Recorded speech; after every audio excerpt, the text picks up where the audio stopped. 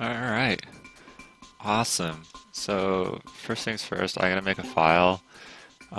There's 8 different pictures. It doesn't matter which one you pick, you just need a file picture. So, I'm gonna pick this one because I like this one the most. And before we start, we gotta change the text speed to fast. This saves like 5 minutes, if not more, in the run. So, other than that, I'm file starts on file select. So, we're playing Pokepark. So I'm just gonna give a 3, 2, 1, go countdown, and then you go and go. 3, 2, 1, go.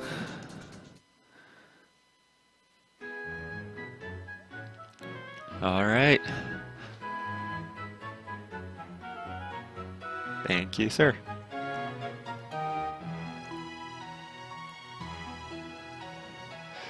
Alright, so welcome to the mystical, wonderful world of Pokepark Wii. Next to nobody knows this game, and even less than that runs this game.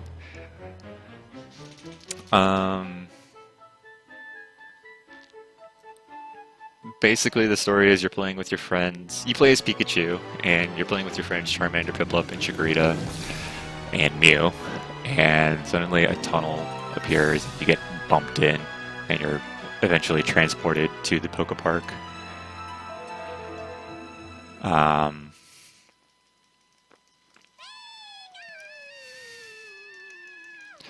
I'm playing on Wii Disc, so the load times in this are absolutely horrid, which is okay. This is Mew. He's basically telling us the story of the game. The Pokepark is in ruin, and that the Sky Pavilion could fall down because the Sky Prism, which is a giant piece of ore in the sky, broke into multiple pieces. So we need to go find 14 Sky Prism pieces in order to restore the park to its former glory.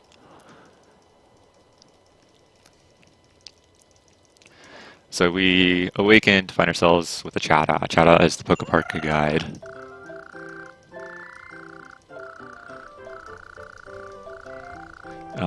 This first 5 minutes or so is just a tutorial segment where you just gotta master your text and kind of go through the tutorial.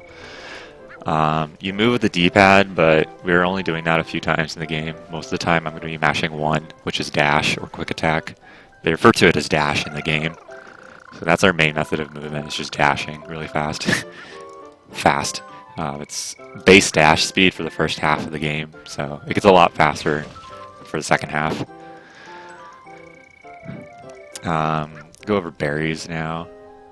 Okay, that was actually harder than it seems. You have to buffer an upright there, and buffering upright on a D-pad is nearly impossible. There are 3 types of berries. There are green berries, which are the standard berry. They're worth 10. There are red or orange berries. I flip-flop between the colors a lot. But I think they're officially called red berries. And they're worth 50. And then there are golden berries, which are worth 100 berries.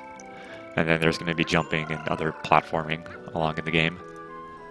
Now we're playing a skill game with Chatot. This is Chase. This is the most popular skill game. Basically, you just got to run into them. And he, of course, picked the worst RNG.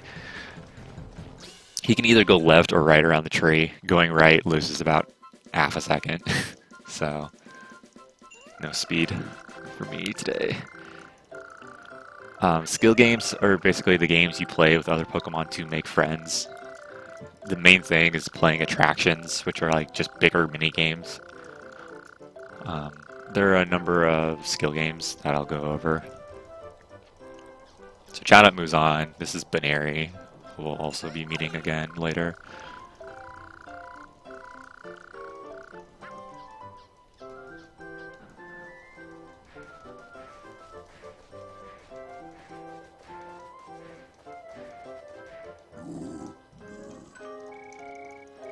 Whenever you want to progress the story, you gotta basically talk to the Pokemon with the text bubble above their head, most of the time. There are a few times when you don't do this. So Snorlax is in the way, so we gotta use Thunderbolt to get them out of the way. So I'm gonna take like 2 steps forward and then hit Thunderbolt. That's fairly optimal, since Thunderbolt at the ground, when it's hitting the ground, it spreads out a very small amount, so you can still hit them even if you're not hitting them directly.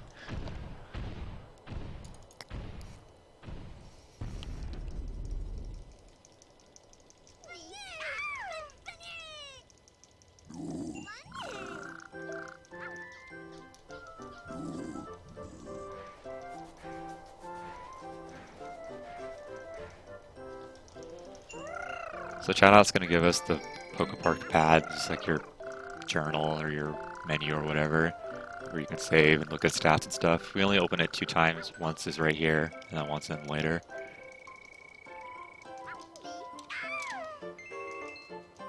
So I'm going to open it and close, and then re-talk to Chatot.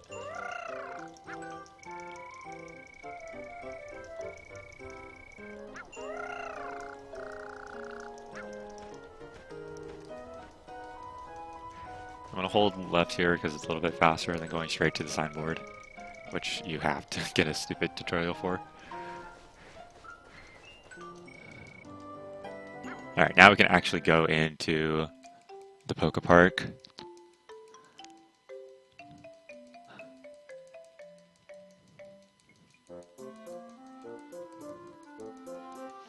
So the Pokepark is divided into multiple zones and areas. This is the first zone. This is the Meadow Zone.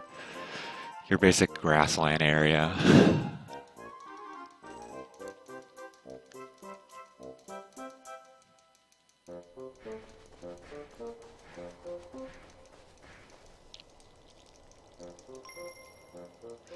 Here we meet up with Chikorita and Baneri. So we found the first of our 3 friends that we were separated from when entering the Pokepark. So there's Chikorita.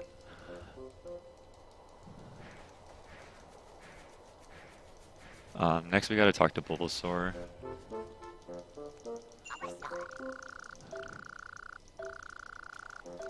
So he's telling us that we were not supposed to be playing attractions because that's what the zone leader said, but he's gonna let us play anyways because we're rule breakers. Normally you have to pay to play attractions, but this time he won't charge us. So we're going to be playing Bulbasaur's Daring Dash with Pikachu. Basically you just gotta shake the Wiimote really fast in order to dash a certain distance.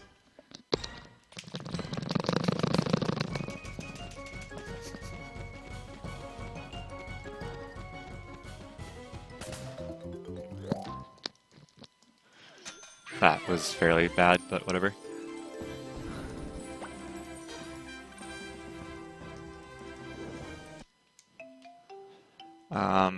I mentioned earlier that I was playing on Wii Disc. There's a Wii U VC version that people have timed things on, and I've gotten like 800 different things where people say it doesn't lose time, it loses time, it saves time over disc. So I have no idea if Wii U VC is actually faster or not.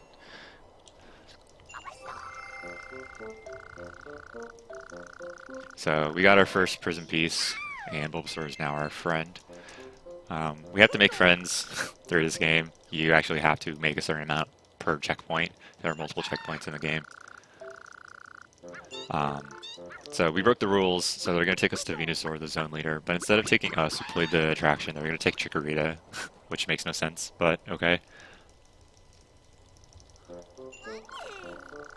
So Baneri and Bulbasaur want us to go rescue Chikorita.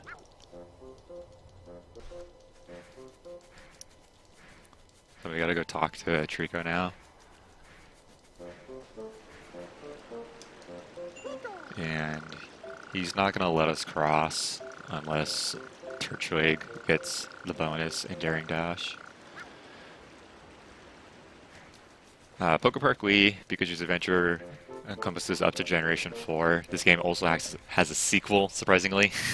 I don't know how I managed to get a sequel. Pokepark 2, Wonders Beyond. That goes up to Generation 5. So, in this game you only see up to Generation 4 Pokemon. Here, Munchlax wants us to break open this box and give him the big berry inside. This is a really basic form of a fetch quest. There are a few fetch quests in this game. Some are insanely long, so we'll get to them when we get to them. Friending certain Pokemon will get you a bunch of berries and invite other Pokemon to the park. So the route is entirely hinged upon which Pokemon we're getting as friends, which are faster, which are slower, which give more berries, and which don't give a lot of berries.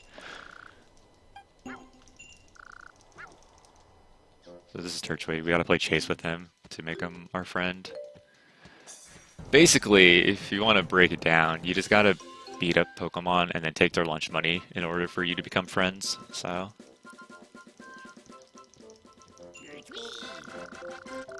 So now that we've friended Turtwig, we can go play Bulbasaur's Daring Dash with him. But I'm gonna friend a few Pokemon before doing that. I'm gonna friend Pachirisu and Baneri.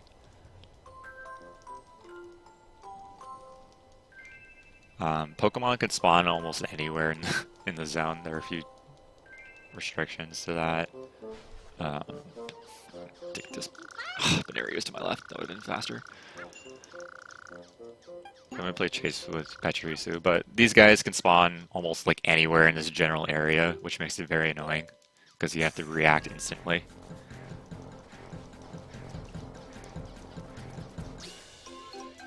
There are also there can be multiple of the same Pokemon. There are actually 2 Pachirisus and their brothers.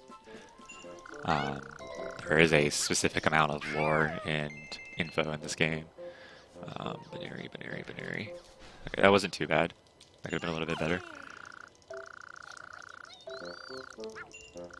But each Pachirisu actually has its own like unique properties and will give you its own unique text boxes. So some are faster to talk to and some aren't. And then sometimes you'll get a Pokemon that has Chase, and then sometimes you'll get a Pokemon, the exact same one, that has a Battle, which is a different type of skill game.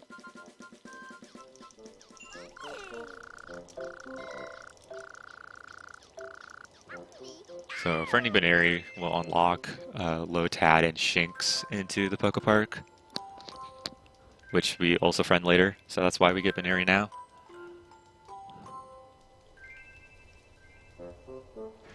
So now we can go ahead and talk to Bulbasaur. Basically, there's a goal time and there's a bonus time. A goal time is basically the time you need to beat the attraction to get the Prism piece, and you only need to do that once. A bonus time is unique for each Pokemon, and beating that time will net you an extra amount of berries, and we have to get a ton of berries throughout the run. So I have to get the bonus at every single attraction, which is not too hard at all.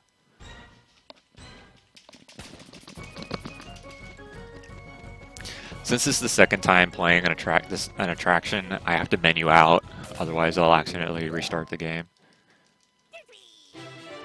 So I gotta remember to menu out here. Alright, that's the only time I have to do that, otherwise I could just mash through that.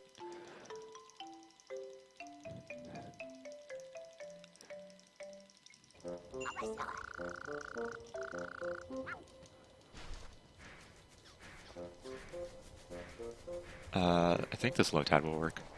It may not. The way I talked to it is a little awkward. I don't know. This might not work. So Lotad's a battle. The game calls them battles. I sometimes refer to them as fights, because that's what I just started calling them when the route was made. This should work in theory, as long as the Shinxes don't get in the way. Oh my god.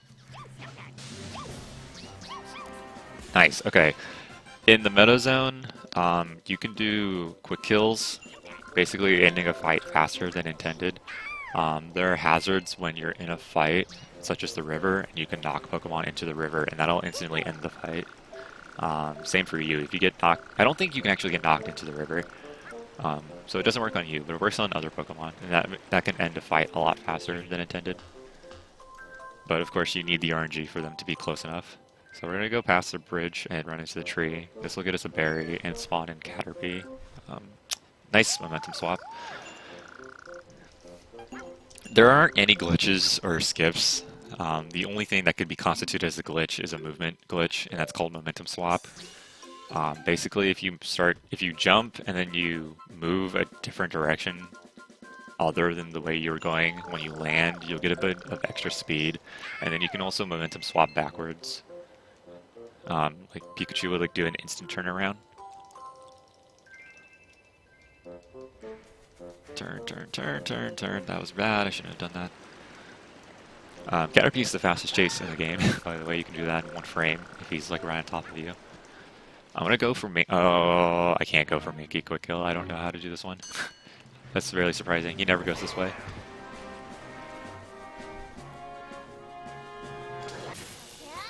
So normally, Mankey will take 1 path, and you can do a quick kill that saves 2 seconds. Very rarely he'll go off to the right there for whatever reason.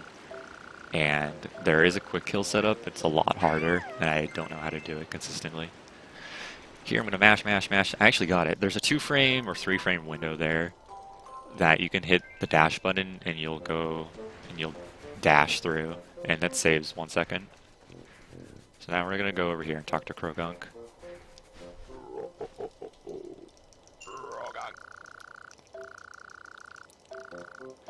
So Krogunk won't let us through the gate unless we give him 200 of our hard-earned berries, so we have to. But telling him that we're trying to save our friend, he thinks it's very noble, so he'll give us 170 of them back. So we only lost 30 berries in total, which is okay, I guess. I'd rather not lose any berries, so I need all of them. And then he'll tell you if you double tap left or right in a fight, you'll do a sidestep, which we abuse quite a bit later. There, I did something that I've started calling fast hopping. If you mash 2, which is the jump button, after text or after a cutscene, there are a few frames where you'll jump before you can re-talk to a Pokemon.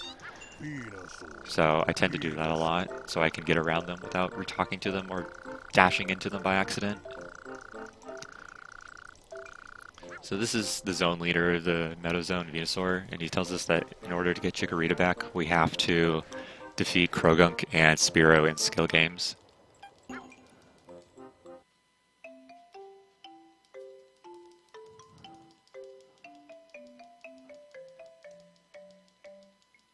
So I'm going to just do a simple soft hop right there and then talk to Krogunk.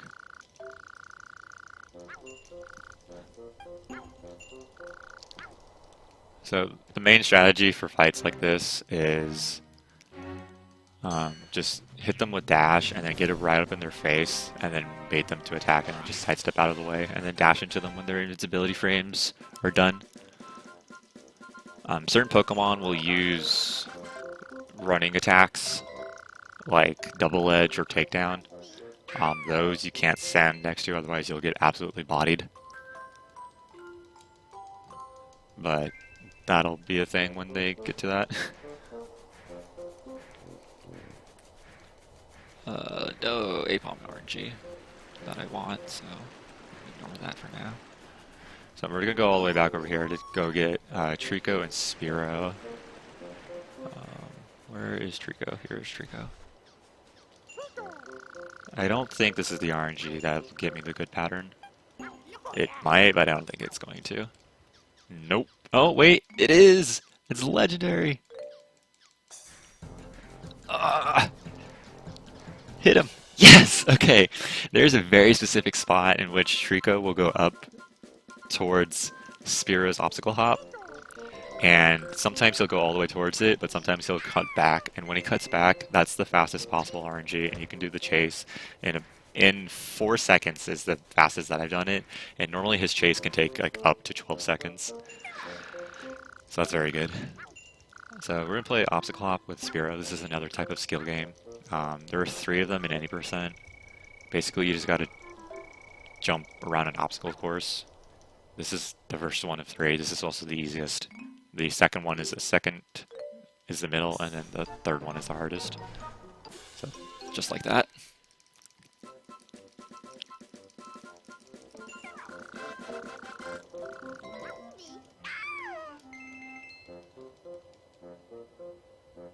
So now we're going to head back to Venusaur and tell him that we've defeated Spearow and Krogunk in skill games.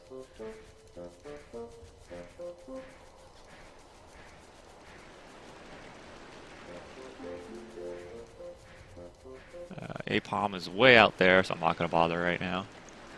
I do need to friend Apom, but I'll do that after Venusaur.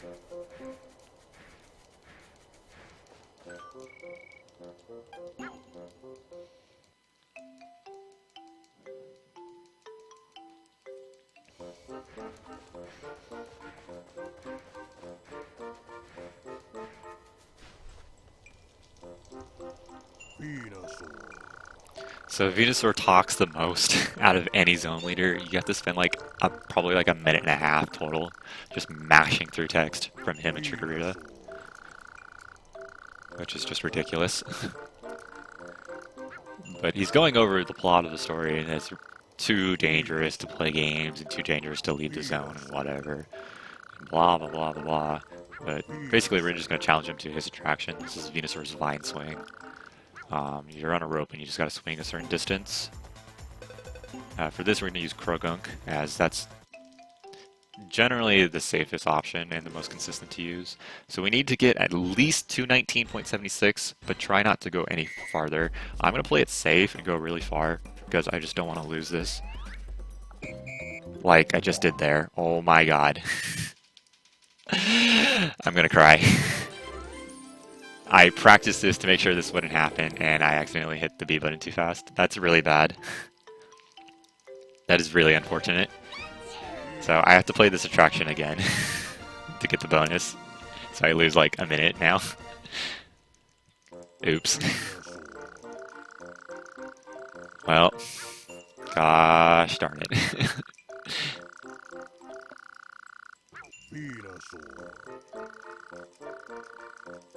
It's really silly because I was practicing this before my run.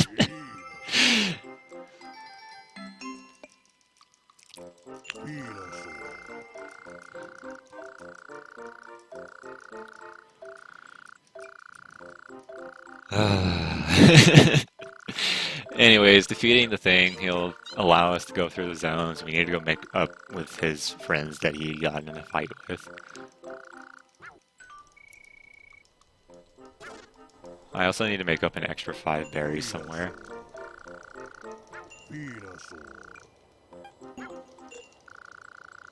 So I have to get an extra berry now.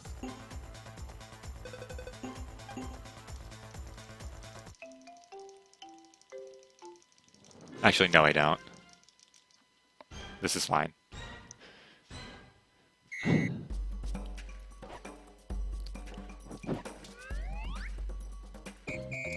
Wish I did that the first time. Really wish I did that the first time.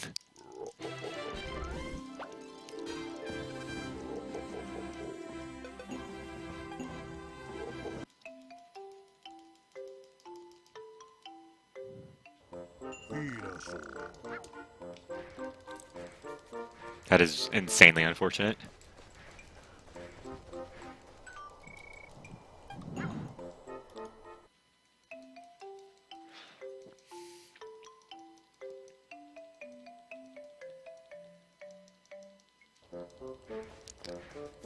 So now we need to friend Apom and Ambipom. The Apom was really bad, so we'll get this one. This one is always right here.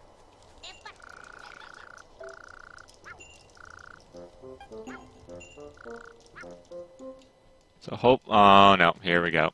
This is why I hate Apom. Get out of the way, Banky! Okay. This is why I hate Apom, because he loves to run towards this corner, which is insanely slow. I can cut him off right here. Okay, that wasn't too bad. If you're really unlucky, you'll talk him out in the middle of the field, and he will just run for days on end. And it is just insanely slow. So friending Apom gets us Ambipom, so we need to go friend Ambipom as well.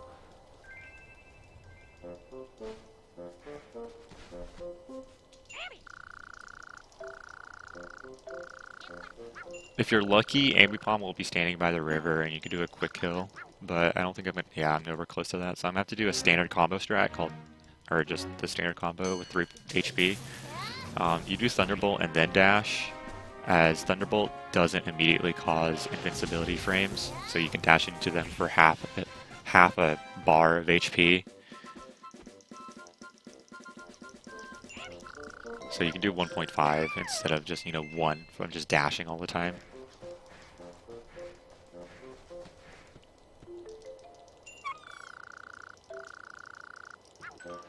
Here's Starly with a pointless tutorial that tells you you can, look through first person if you point at the screen and press B.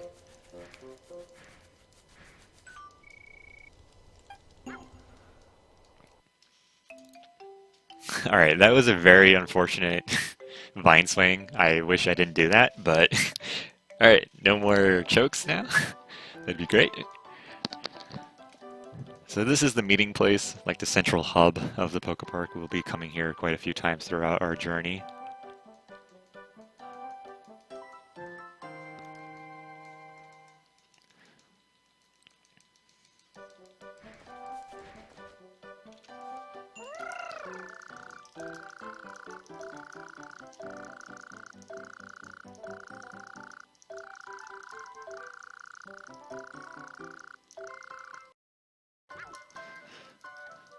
So we gotta talk to a few of the vendors around here. Before we do that, though, we're gonna talk to Chikorita, who tells us that she got a Pokepark pad and that she's gonna build a huge tree house over the course of the game.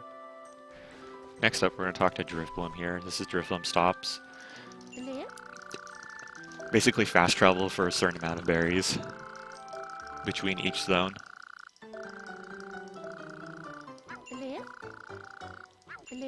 So right now we don't need to go anywhere. Next up is the photo studio, run by Mr. Vis. In this game, you can take photos and then save them to the Wii hard drive. And if you want to take more than that, more than 30, you can save them to an SD card. You can pay berries for more film for photos. Taking photos is slow, so we don't do this. You're actually required by the game to take and save one, though. So we're just gonna mash the photo button here and then just save.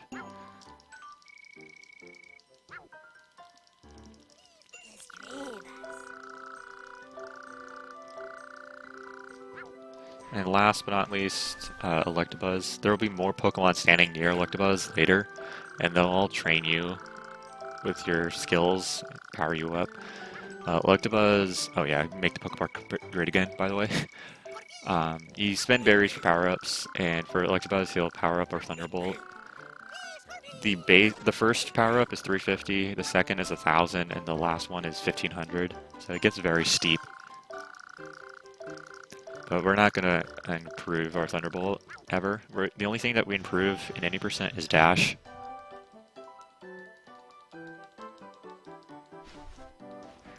So now we're gonna move on to the next zone, which is the beach zone.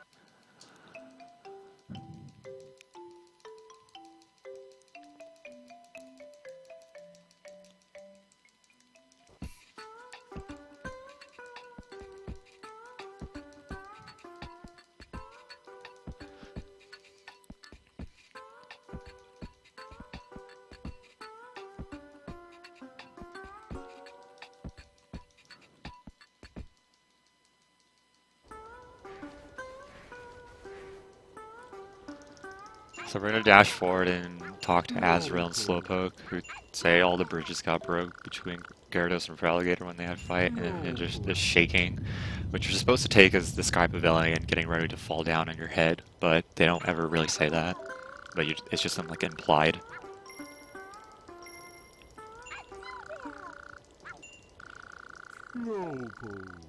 So in order to see Empoleon, we gotta cross the ocean, so we need to go talk to Lapras. Please. Oh my god, why do they... Oh, I'm not gonna bother with that. Alright, these Pokemon suck. This is why I hate Beach Zone, is because they can spawn in a really wide open area and be really far away, so I'm just not gonna bother. I'm gonna talk to Corsola and do a mandatory quiz. This is another type of skill game where you gotta answer 3 questions correctly. Attractions.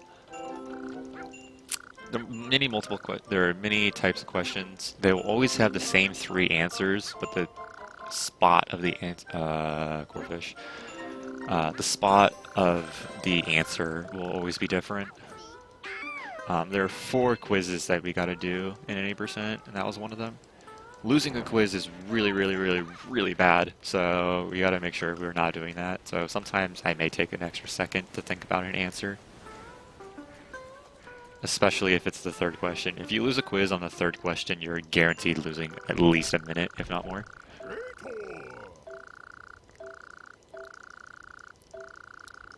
So Lapras is blocked by this giant boulder over here, and Feraligatr says he'll break it, but only if we teach Gyarados a lesson. So we're gonna go ahead and run back. Piplup, who one of our friends is here in the beach zone, is on the middle island with a Why Not. Why Not can't swim, so he's stuck on the island. So Piplup tells us we need to go talk to Bidoof. in the meadow zone in order for her to build some bridges out here in the beach zone. Please, Azurill. Okay. No. Screw Slowpoke. Slowpoke is easier to get. I'm gonna go for Azurill now. Because Azurill's more annoying. I need to friend Azurill and Slowpoke, but I'm gonna friend Azurill first, even though Slowpoke was closer, because Azurill is 1,000 times more annoying to miss than Slowpoke is. And Azurill's chase is annoying as well. And plus, friending Azurill gets you a Pokemon that you also need to friend. Slowpoke doesn't, so I can make up Slowpoke. Oh, okay, good. Well, he's actually going to respawn anyways, so it doesn't matter that he's right there. Pokemon will spawn in, and then whenever there's a cutscene or whatever, they'll also respawn, so he won't be there again. Yep. Okay, there's Totodile. That's actually really good Totodile energy. I'm going to go for it. I also need to friend Totodile, which you get from friending Azurill. So it's a good thing I friended Azurill then. And that's a lot about what Pokepark is just reacting to different kinds of RNG. And sometimes you'll get good RNG and you want it, and sometimes you have to accept bad RNG early. And then even if you get that bad RNG early, you'll get good RNG after. So sometimes you just gotta give and take.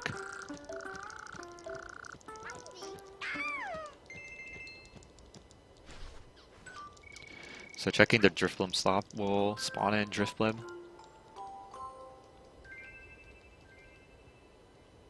So now we're going to talk to Drifblim and have her take us to the Meadow Zone. This first time we have to watch this cutscene. We can't skip through it, but every time after this I can skip through it.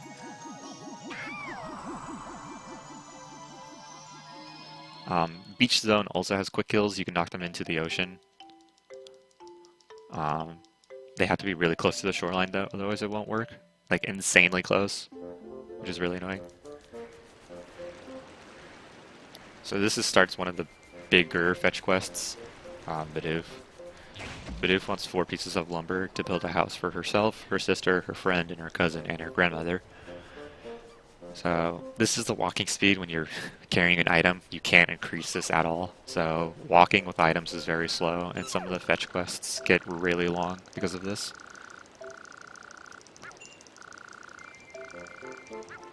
So with this small bundle of sticks that I just gave Bidoof, she's going to build a pretty well-sized house out of it.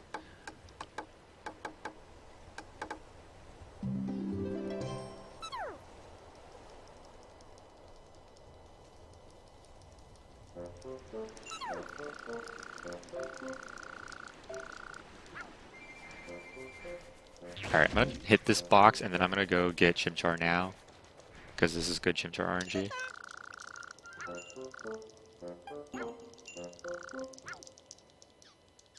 I really wish this Tropius would get out of the way. Alright, this is fine.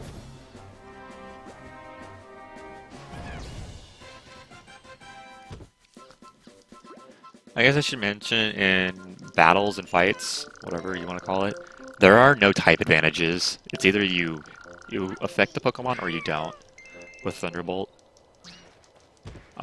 You can Thunderbolt a water type and it'll do the same amount of damage as to any other type. Sometimes a Pokemon will completely just not take damage from it, such as ground types, and electric types won't take damage from Thunderbolt, and Breloom, who is a grass fighting type, I believe, if I remember correctly, doesn't take damage from Thunderbolt for whatever ungodly reason. So there we also friended Shinx. We don't friend Breloom in any percent, but in 100% you do.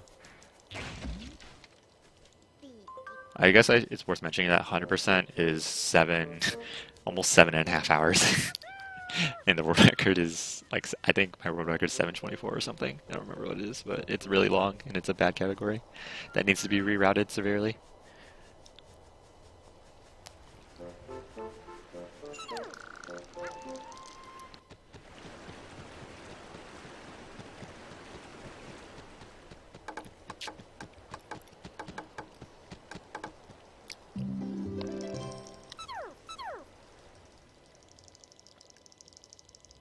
I don't think you could actually hit Torterra with a Thunderbolt. I think Torterra is null to Thunderbolt in this game. I may be wrong, but I vaguely remember you can't use Thunderbolt on Torterra.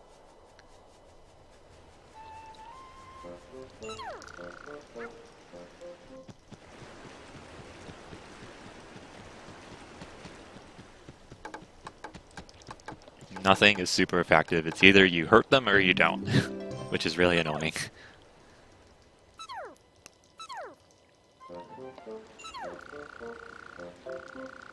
So we need one more piece of lumber, which is over here in this corner. So this fetch quest, if you thought this was bad, just wait until some of the later ones. This is not nearly as bad as some of the other ones. Granted, well, you have to get 4.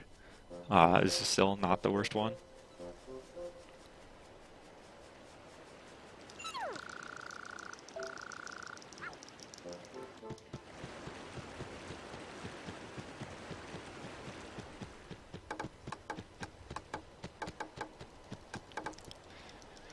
So out of those 4 bundles of sticks that we brought Bidoof, she built a pretty rockin' house.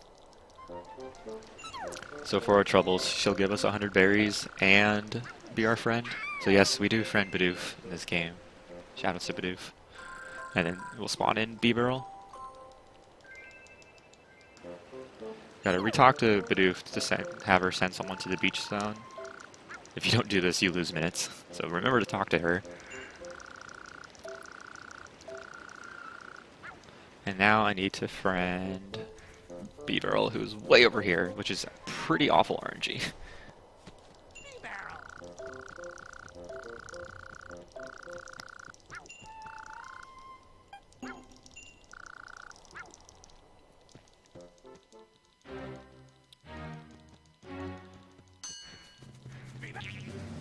Beeburl will use rollout, but you can just kind of wait and bait her. And then you can use Thunderbolt from a range. The moves that Pokemon use are the same as like in the mainstay games, which is interesting.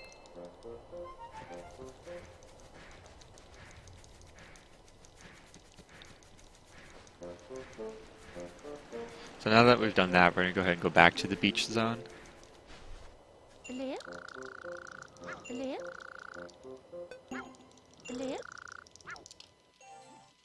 I still need to friend Slowpoke. Hopefully I get good Slowpoke RNG here.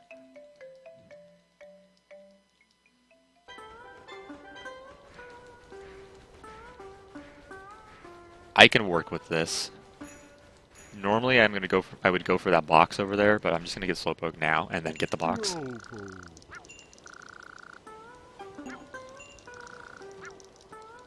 Slowpoke is a chase and is also one of the slower chases, as demonstrated here. Do it under a second, and then get a quick kill out of it, even though you can't quick kill and chase.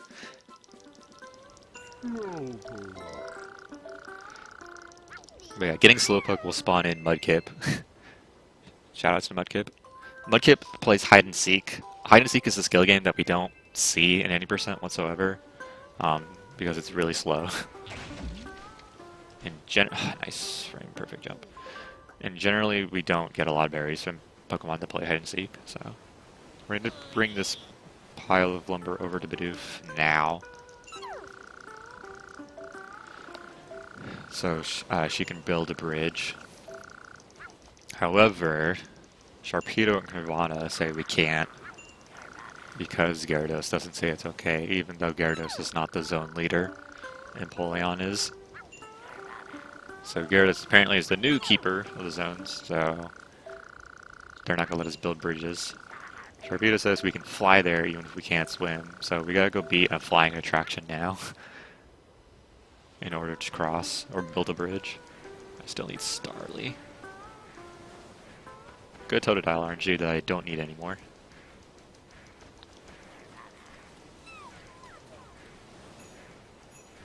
So we're going to come all the way out to this corner of the zone and talk to Pelipper.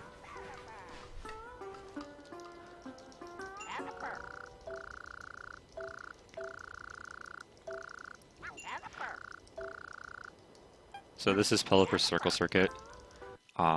basic flying minigame. You just gotta fly through the rings to get points. Yellow rings are worth 100, red rings are worth 300, and 1,000 rings. Rainbow rings are worth 1,000 points. So we only need 9,000, but you can easily get up to 20,000 with Spearow. You could also use Starly if you have Starly by this point. I guess in theory it would be slightly faster to pick Starly. I'd save a few frames from menuing, if done right.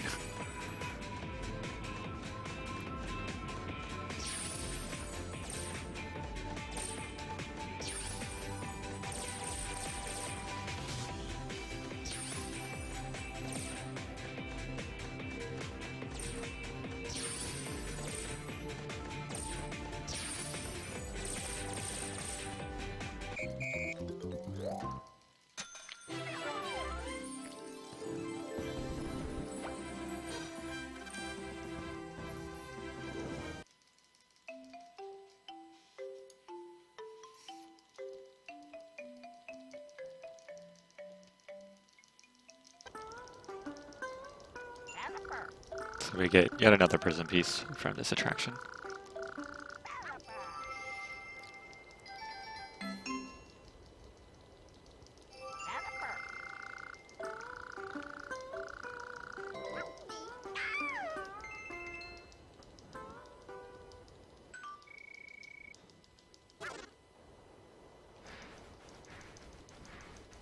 Alright, hopefully I get good Starly RNGs. Fall, stop, moving, no, please. Okay, whatever, I'm gonna go for it now, because I just don't want to ruin the route. Even though this was kind of bad RNG. So the current route uses a 70 berries route. You gotta get 70 berries from crates. Formerly we got Staravia, which is a battle. Oh, I missed, oh my god, this is why I hate getting Starly out here. You can jump into Starly, which makes the chase fast if you do it right, but it's really hard to do it out here in the middle of the beach. Staravia, which is the evolved form of Starly, by the way, if you didn't know that, is a fight instead of a chase, which is a bit slower, but Staravia will give you 10 extra berries. So if you get Staravia, you only have to do a 60 berry route. But we're going to be doing the standard 70, as it's faster.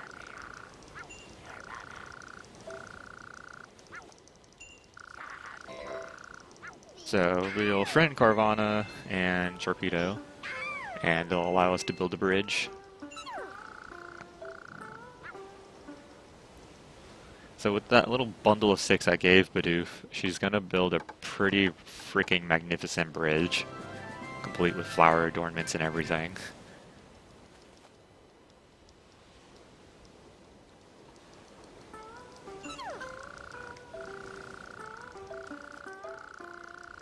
So we need to give her 2 more bundles of lumber to get to Gyarados. So these 2 are just going to rehash what we know. We gotta go visit attraction leaders to get prism pieces. This game likes to recap quite a bit.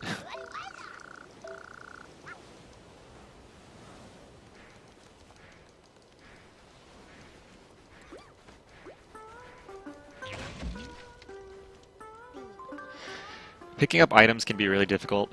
It may not seem that way, but if you're not facing directly towards the item and within a very close distance, Pikachu will refuse to pick it up and you'll just be constantly jumping around, which is very annoying.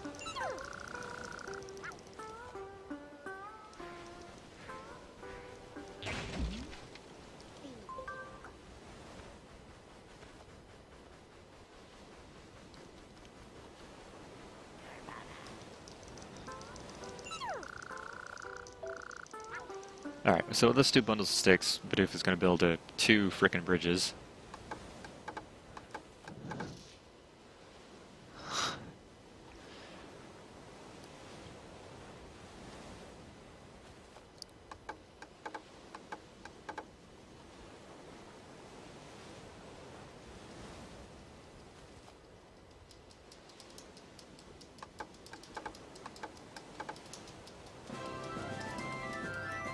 So far, this beach segment was not the greatest.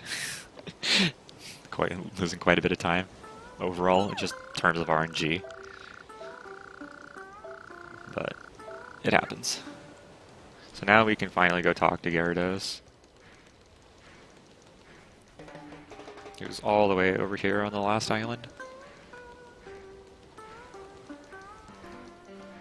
The segment actually wasn't that bad. I only lost about 15 seconds. Which is pretty good, considering that the beach is one of the hardest segments to be consistent, just because of the amounts of RNG that goes over the entirety of beach.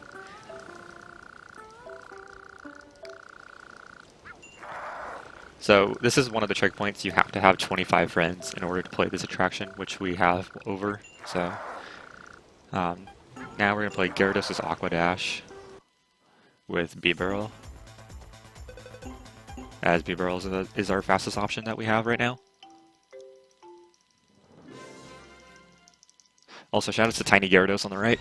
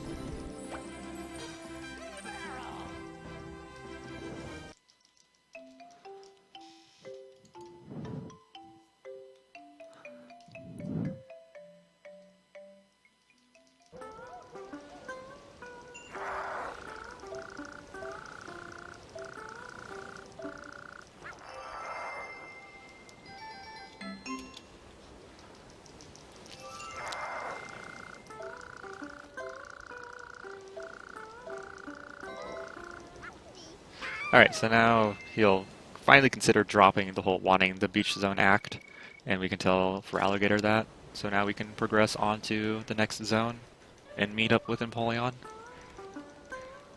So using this conveniently built bridge by Bidoof, we can cross over easily and then talk to for Alligator.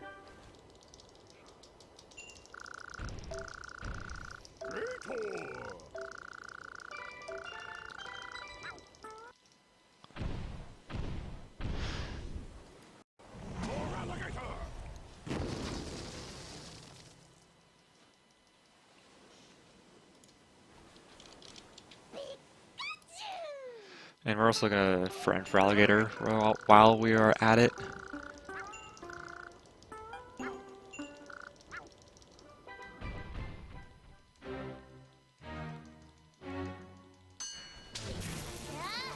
So we're going to do 2 standard combos.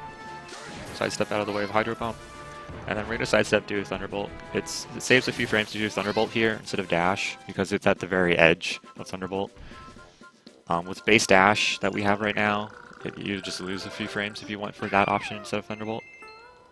So I'm going to quickly hop out of the way and go towards the beach.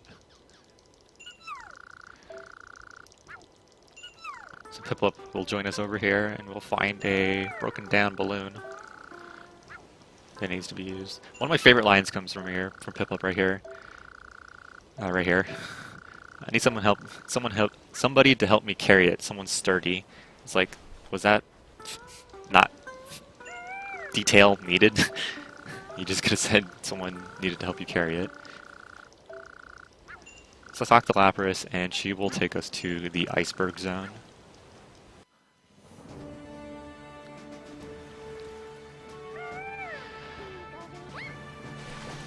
I want to give 2 quick shoutouts. Shoutouts to Hero Fred, the former world record holder of this game. He held the world record for like 3 years before someone like me decided to come around and start playing this game. He made the basis of a route, and then on top of that, shoutouts to Pokehero, who is an absolute legend, and he practically made 90% of the current route today, which is just so much faster. And without it, 220 would not be possible.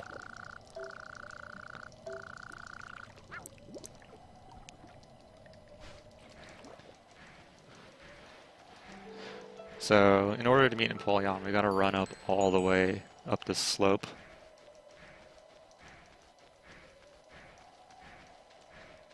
which takes forever.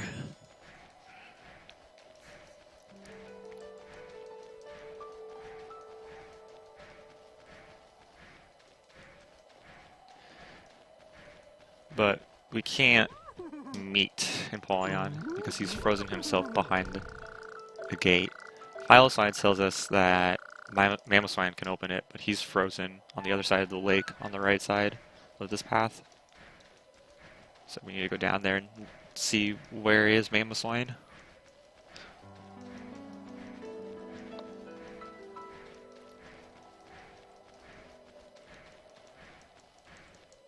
Run around the corner and we'll get instant tagged by Teddiursa, who will tell us he's on the other side of the lake. Frostlass could freeze the lake for us, so we can walk across it, but in order to get Frostlass back, we need to impress her. In order to impress her, we need to build igloos. In order to build igloos that Glalie will help us with right now, we need to get him 3 ice blocks. So it's a lot of just doing other stuff first and then doing the main point. The reason why I go for this farthest ice block away first is because Glalie has quite a big loading zone around him, or loading trigger, and you save 2 seconds from walking if you get this one first, as it'll teleport you right in front of Glalie. Also, with this one ice block, he's gonna build a magnificent igloo with torches out in the front, and yeah. So, doing one ice block will get you Primeape. We used to use Primeape, but I swapped it out because Primeape is slow. So next we're going to get this ice block. It's right here.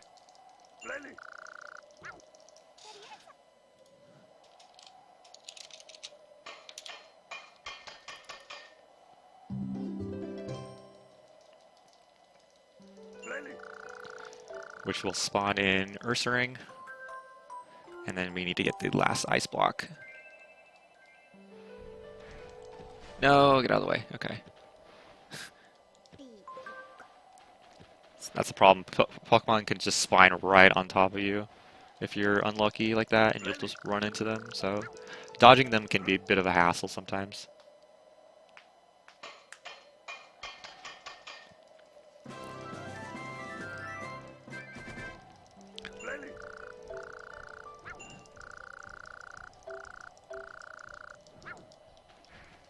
Please be the good one, please be the good one, please be the good one. Dang it! Alright, so there are 3 Teddiursa in the Iceberg Zone. One is by the lake, he'll never move, that's always a quiz. That one right there is a quiz, and then there's another one that's walking around that's a chase. I wanted the one that's with the chase, because quizzes are insanely slow. I did not get lucky, so I lose about 3 or 4 seconds in text from talking to that one. And there's no way to distinguish which one is which, you just gotta get lucky. So in order to use the chairlift to go down there and see Frostlass, we gotta defeat Primplup first.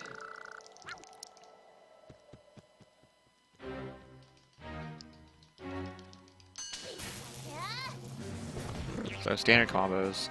I'm gonna wait here, so he'll use Bubble Beam instead of Takedown or Double Edge or whatever move he uses. I think it's Takedown. And then I'm gonna buffer a Thunderbolt in midair. As long as you're holding the A button, Pikachu won't use Thunderbolt until you let go. So no half presses or anything. So to activate it, we gotta go hit the switch. Right here.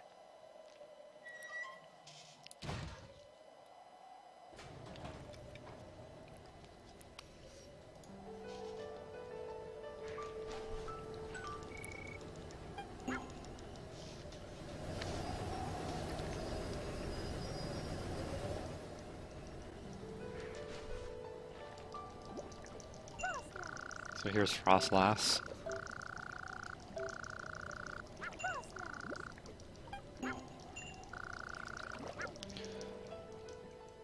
Standard fight, nothing new.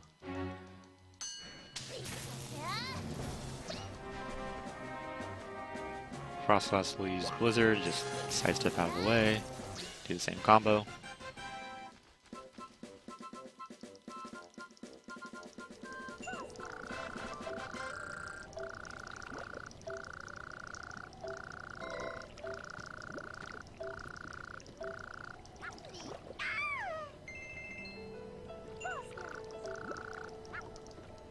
Before we go back and talk to Frostlass, we're gonna friend Octillery and Quagsire.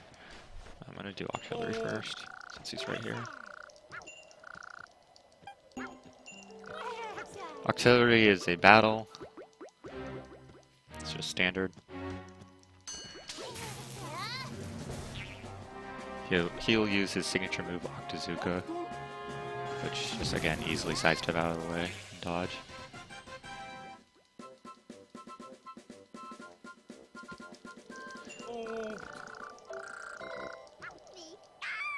Quagsire, on the other hand, wants a big berry, which you can get from this crate over here. Frame perfect jumps are annoying. If Quagsire would stop walking away, that would be much appreciated. Ugh. Stop walking away, please. So annoying when they do that.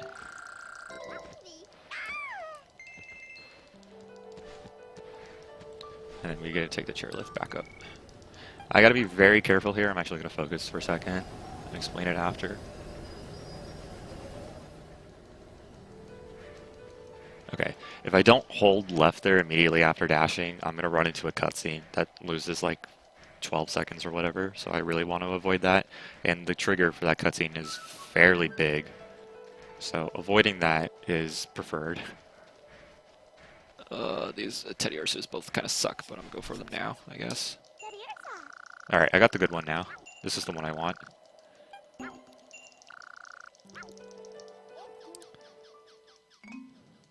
So this Teddy Ursa is a chase, and the chase, of course, is infinitely faster than taking a quiz. And to be frank, I don't know any of the Teddy Ursa quiz questions.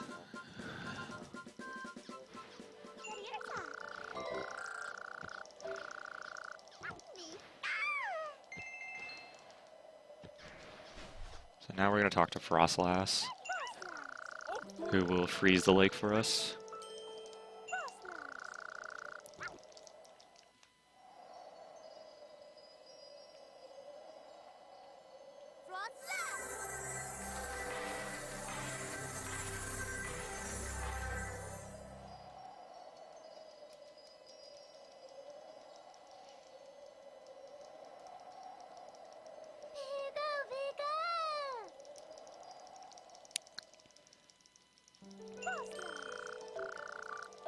So we can reach Mammothsong now, but before we do that, we're gonna friend Ursaring and Glalie.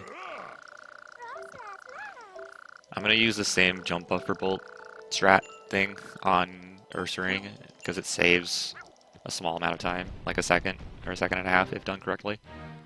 But it's very hard to do.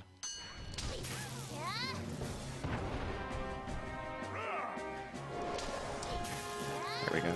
That was ideal. Probably could have done that a little bit faster, but of course I get really good Teddy Ursa energy now.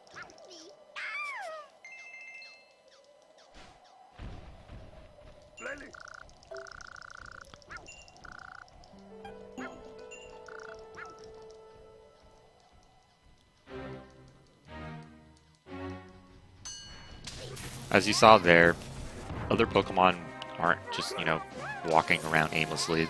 They will interact with other Pokemon and play chase and stuff. They can also talk to one another, and sometimes when they're done talking, they'll display an emotion value. There's joy or happiness, anger, and sadness, which actually do affect text boxes and stuff. Sadness doesn't do anything, they'll just cry tears, and it's just like an animation, I believe, for most Pokemon. I'm not 100% certain on that. Joy actually affects the text boxes and shortens them quite a bit most of the time to like 1 or 2. And then anger, they won't play skill games with you, and they will try to attack you if given the chance.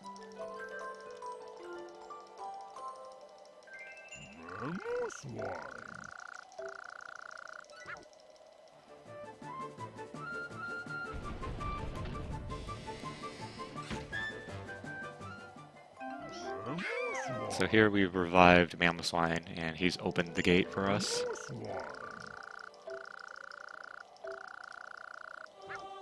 So we can move on.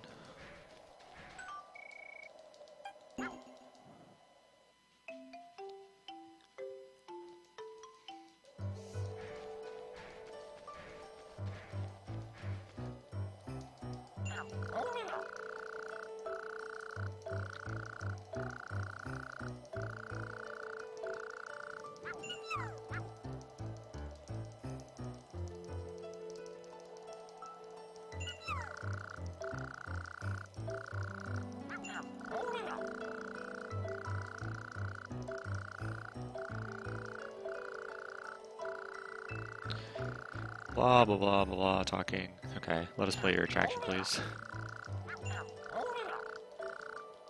This is Empoleon's snow slide. Kind of like Aqua Dash, but longer and on snow instead. So we're going to use Glalie, as Glalie is our fastest option.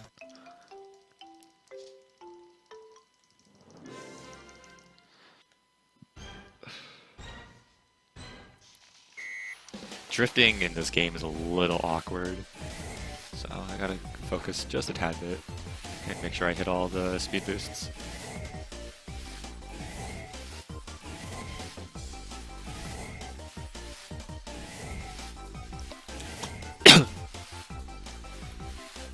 Totally just missed those two because I was coughing. Oops.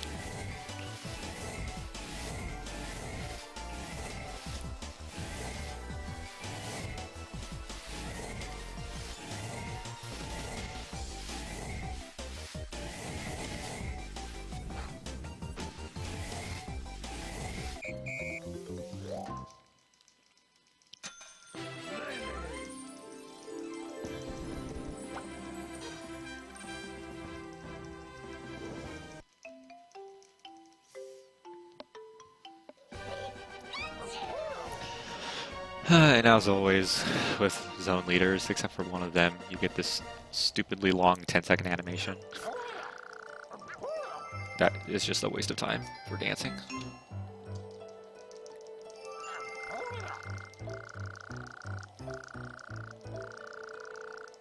So that was the zone leader of the Iceberg and Beach zones, Empoleon.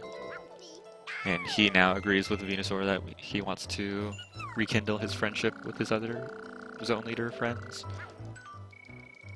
So now we're going to go back to the meeting place, finally, and improve some stuff.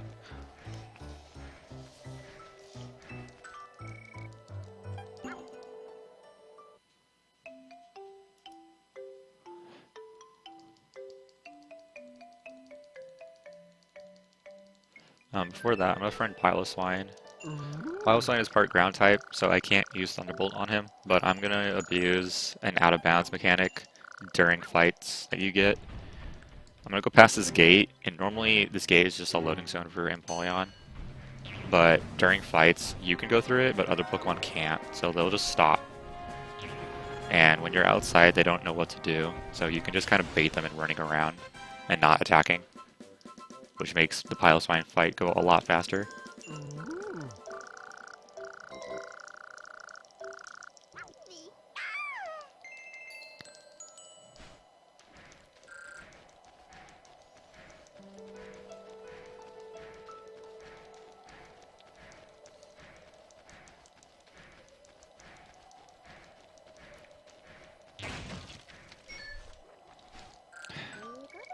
Check the Drifloon stop, and we can go back to the meeting place.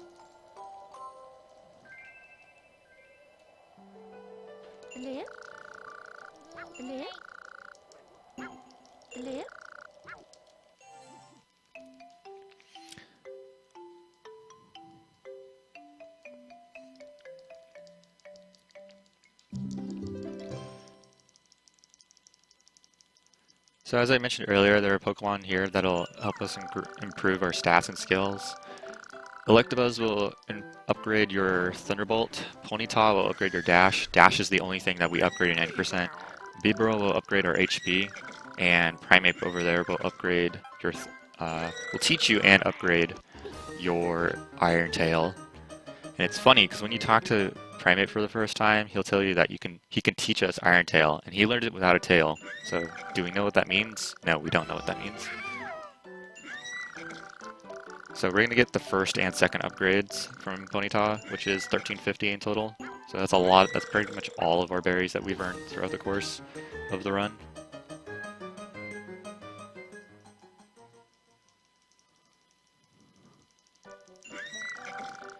So now the game's going to go a lot faster, thankfully.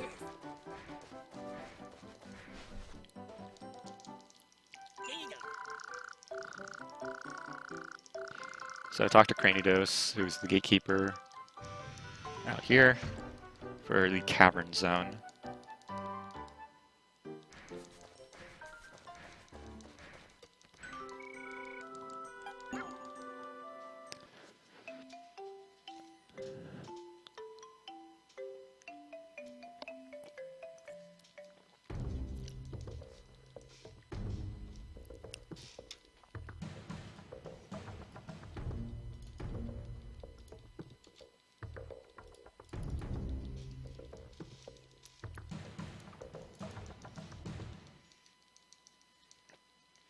So Cavern Zone is home to the worst Pokemon that we are required to friend, unfortunately, and I'll explain more when we get to that Pokemon. But first thing, we're going to run by Mr. Mime. He says he's going to get in trouble because the rail's broken, so we can't use the minecart to go to the lava zone. So we got to go get the rail. He says talk to Zubat for info, but you really don't need to do that whatsoever. Just go down the right path and talk to Mawile, who's complaining because no one wants to stay in the cavern zone. After that, we need to run towards the end of the zone and talk to Aaron.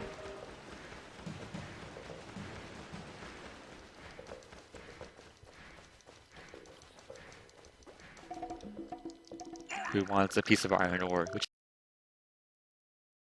is conveniently in the box next to him.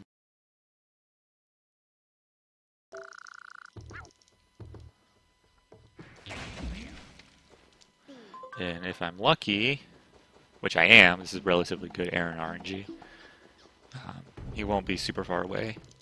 However, the worst one, which is guaranteed to be far away, which is annoying, which is Mawile.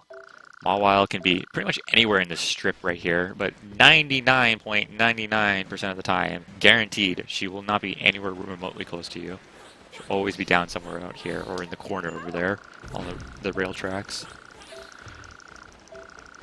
So to get the knowledge of where the rail is, we gotta beat her in a skill game, which is Chase. And normally this wouldn't be a bad thing, but the jaws on the back of her head actually are a hurt box. And if you try to attack her from the back, she will completely body you. So I got like that. And Pikachu likes to auto-aim towards the jaws. You gotta be kind of careful and attack her from the side, which is really hard to do. Also, I am dropping frames. Excellent. So this is why I hate Mawile. Mawile is the worst chase in the game for this reason. Because A, she loses a lot of time just on spawns, and B, her chase is absolutely horrid. So she says, talk to Dugtrio, and Dugtrio will tell you where to go. So he says he hid it in the berry storage. We gotta make our way there. We're gonna break this box, and it's gonna open up Magnemite.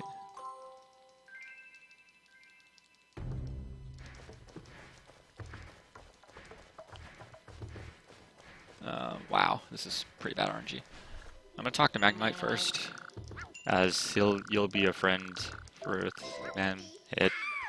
after talking, and then I'm gonna go talk to one of these Cranidoses in order to friend them. Wow, I am dropping a ton of frames. Rip internet, can't do anything about it. Cranidos is a pure rock type, but you can use Thunderbolt on him just fine, as mentioned. And then he'll try to use, Takedown or Zen Headbutt or whatever it is. I think it's Zen Headbutt, but just hit him and we'll be done.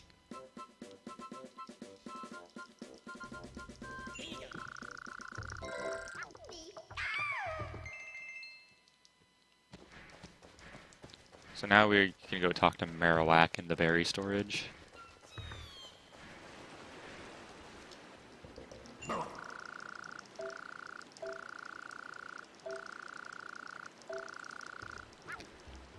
So we gotta battle him to go through.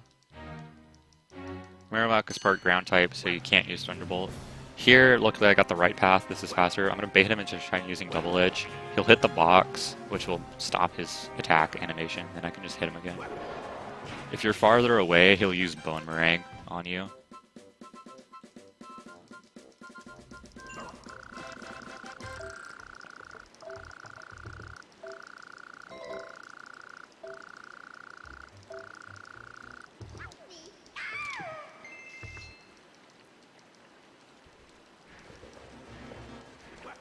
So hitting this box will open up Diglett. Diglett will tell us that he moved the rail to under the sleeping Snorlax.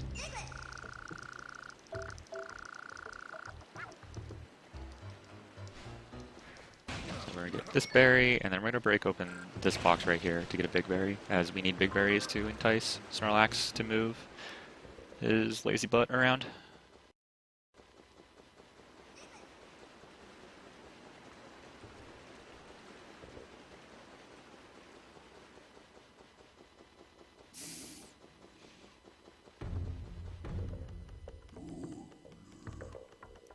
My internet is really hating me right now. I apologize. He says don't hit us with this Thunderbolt. We gotta hit him with the Thunderbolt. And then give him the big berry.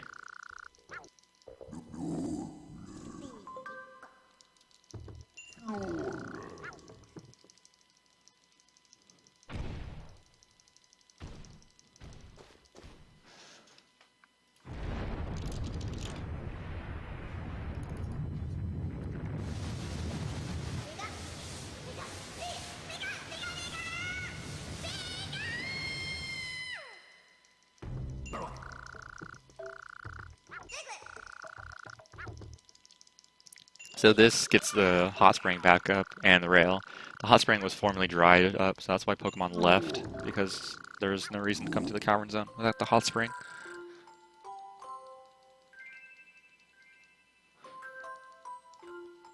So now we can get the rail and take this back to Mr. Mime. Oops, that was not the right way to run. So this is the second longest fetch quest in the game. We gotta take this all the way back to Mr. Mime. So go ahead and go get a drink or something. On the way there, I'm going to check this Drifblim stop to activate Drifblim.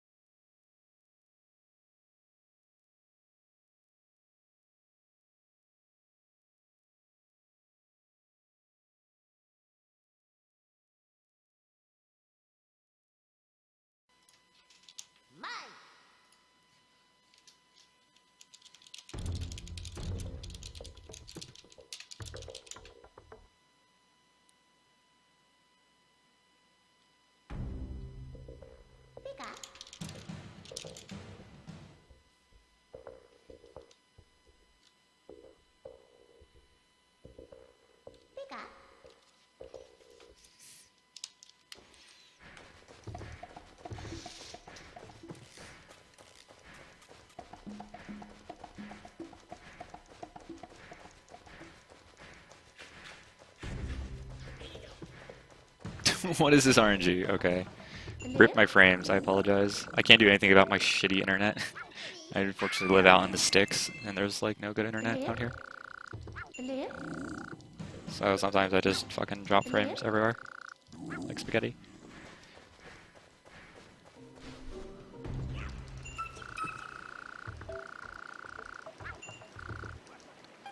So you basically didn't miss anything. I just had to walk on that stupid rail all the way back to Mr. Mime, and then I beat Gibble and got the minecart back.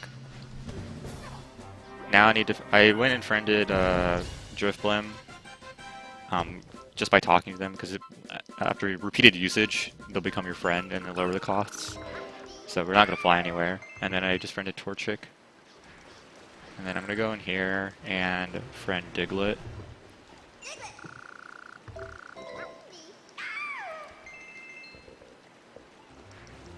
And then Raichu.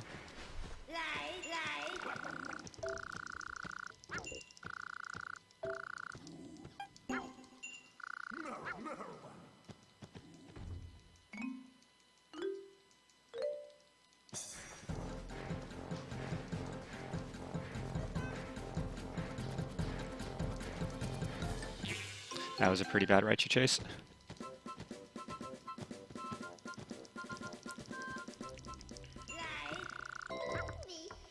So now that we have exactly 50 friends, we're going to go ahead and play Bastiodon's Block Barrage, which requires you to have 50 friends to play.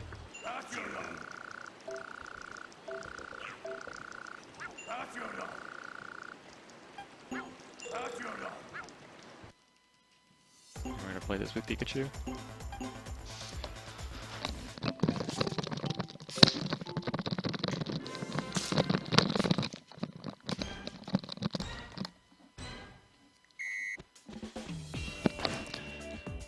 Basically, you just gotta hit the ball to the panel. You get 100 times what's the number on there. If you hit 2, you'll do a power shot, and you'll get 200 times. The goal is to get to 4,000 efficiently as possible, so you want to be hitting the same panel every time, but that's kind of difficult to do, because the ball does not go the way you think it would in most directions.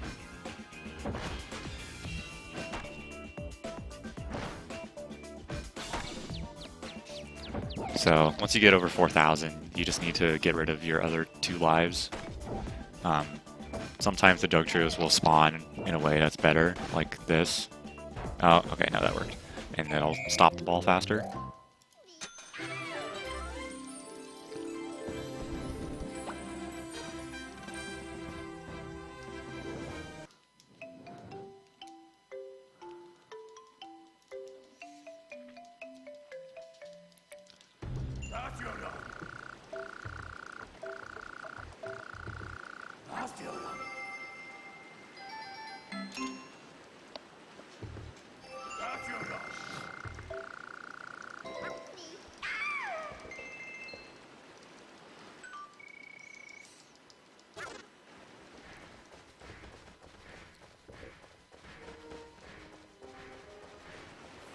So once we're done now, we can move on to the lava zone.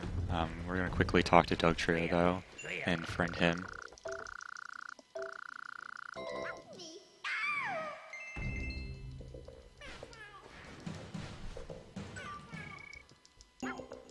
So now we're going to move on to the lava zone.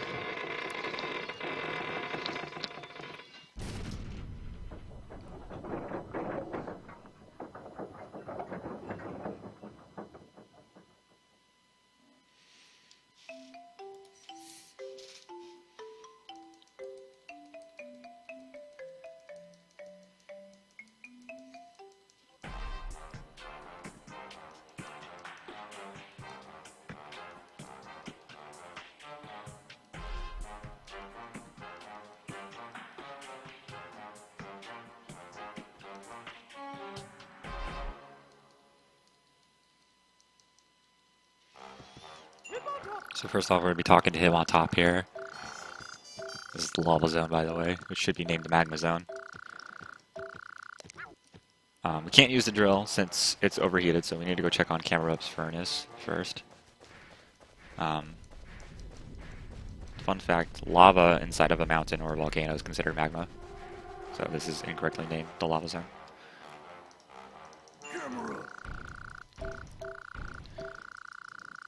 So we gotta fight Camerupt, and Camerupt is part ground type, so you can't use Thunderbolt on him.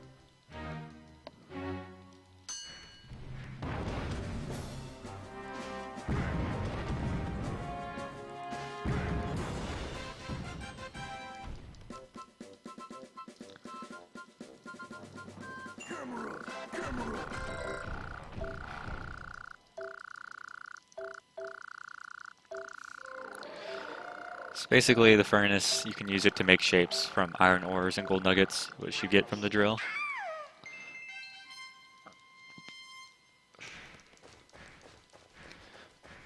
We used to talk to these Magbies down here, but I'm not going to bother. I'm going to talk to the Magbies up here, because these guys up here play chase, which is a lot faster than a battle. They tend to spawn near the back of the zone. Where am I going? They tend to spawn near the back of the zone though, which is a little annoying, but it's still faster than the fight.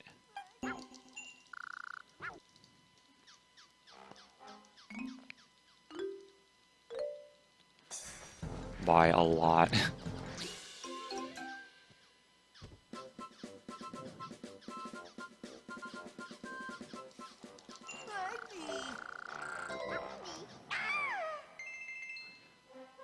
So now we need to go talk to Hitmontop.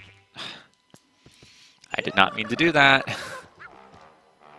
Whatever, that'll instantly bring me to Hitmontop, albeit a few seconds slower.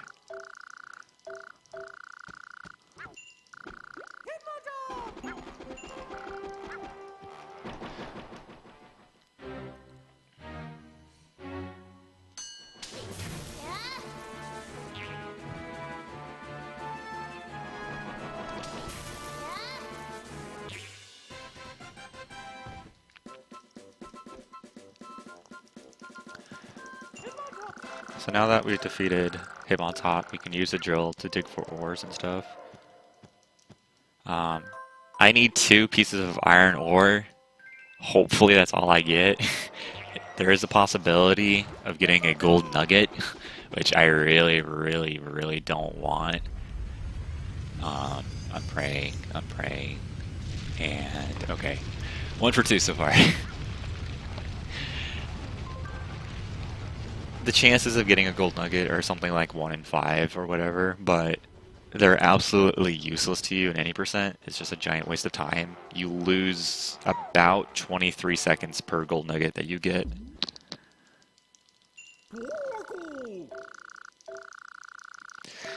Torkoal spawns in after you get ability to use a drill, and he'll just basically tell you he's here to be a jerk, and there'll be a bunch of Torkoals down there that you're going to see very shortly.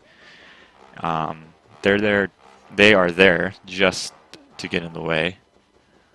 Luckily, they're being pretty passive right now. Sometimes they'll get annoyed and angry, and they will attack you while you're walking down here, which is just a giant waste of time. But luckily, they're being okay right now. So right now, I'm going to be walking against this awfully coated wall. Yes, that was the edge of the zone. I couldn't go any farther right than that, and take this all the way down to the furnace.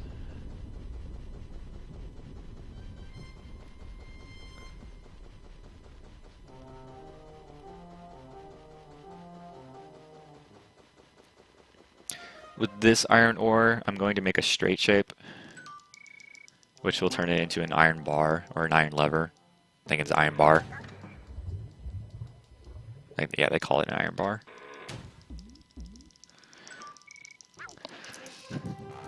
There's a 2 or 3 frame dash window right there as well, which you can save a second if you get the dash.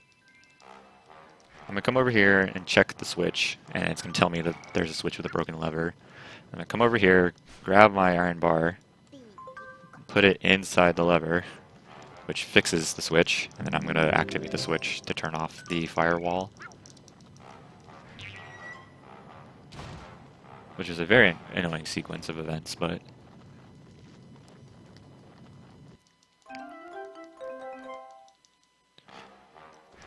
Now I'm going to talk to Golem, who will trade us berries for iron and gold things. So that's useful if you're casually playing this game and you need some berries fast. But now we're going to run back up and hit the drill one more time and hopefully get another piece of iron ore.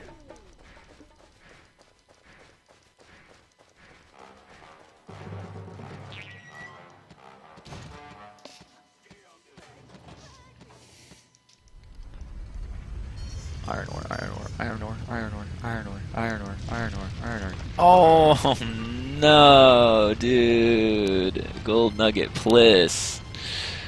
Rippy dippy. That is very unfortunate.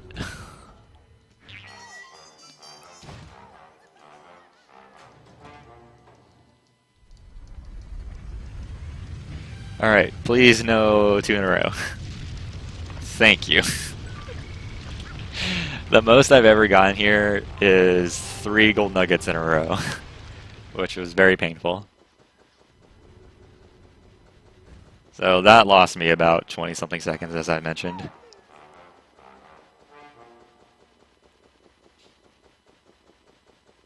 Oh, you can see the fuming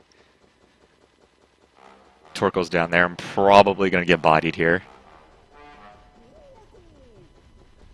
Maybe. If I'm lucky, they won't. Okay. I lucked out. If they get too close to you, they will attempt to attack you, and then you'll get sent flying, and you'll drop the iron ore, and it's just a giant, not fun time.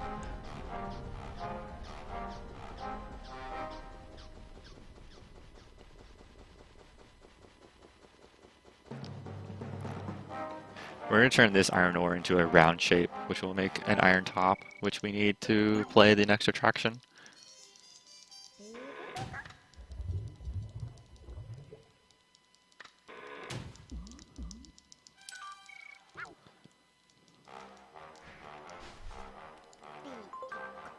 We're going to take this over to Rhyperior over there. I want to give a shout out to the dev team that coded this ramp right here, visually and physically, because this is just a work of absolute art right here. You can't even tell the seamless transitions from one layer to another.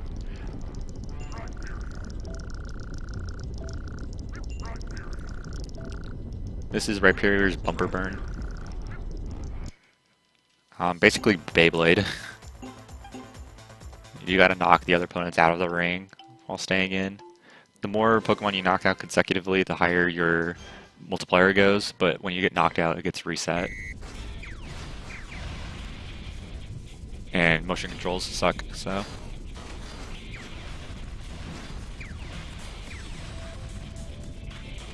Luckily, if you can just stay in and kind of knock Pokemon out as they come near the corner. Oh, I need 100 more.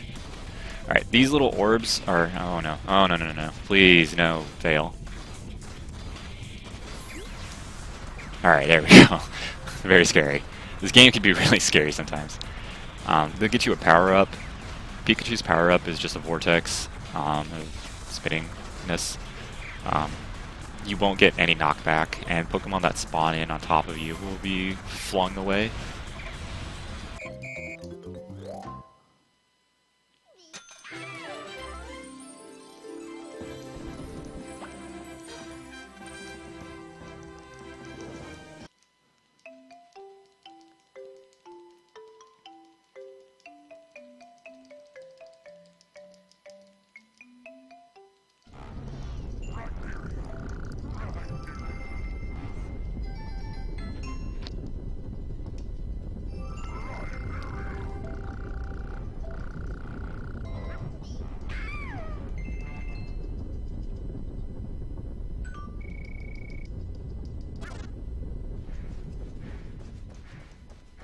Alright, now we're going to move on and meet up with Charmander, the last of our 3 friends that we played with at the beginning of the game. He says he almost fell into bubbling lava, which is incorrect, it's bubbling magma, but, you know, whatever.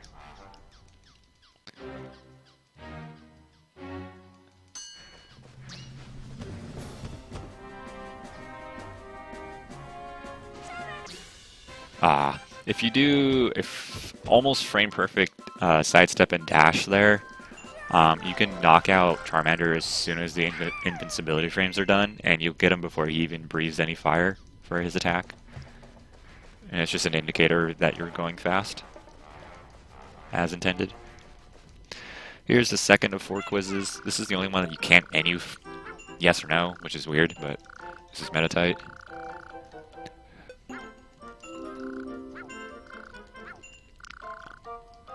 Up.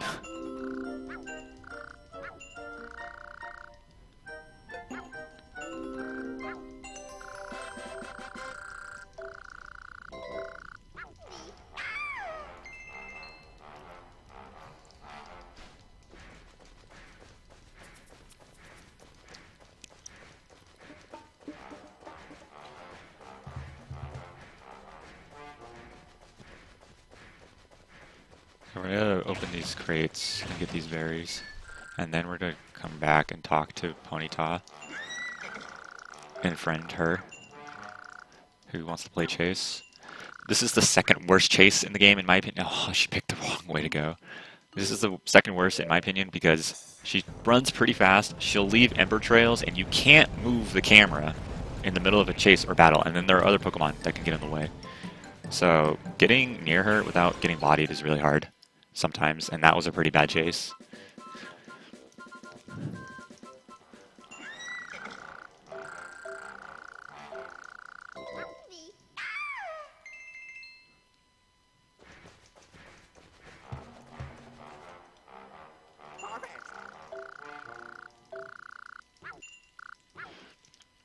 So now we need to defeat Farfetch'd.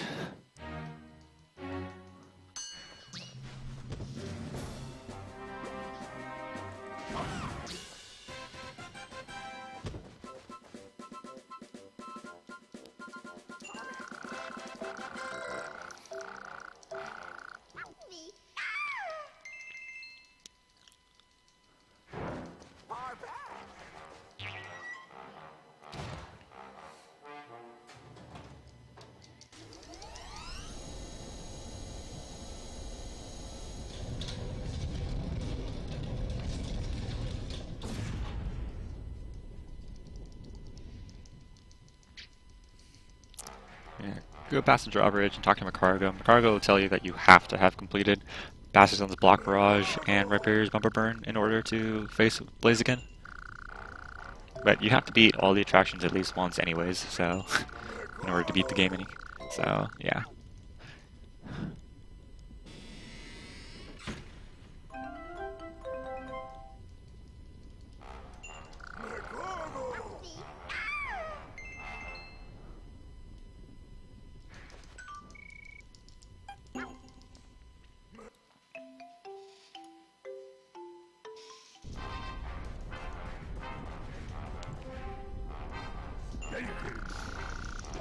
So Blaziken asks us to join forces and take over the Pokepark, but we're not going to do that. So before we can even take on Blaziken, he's going to make us refight Charmander, who has now strengthened up to 4 HP bars instead of 2.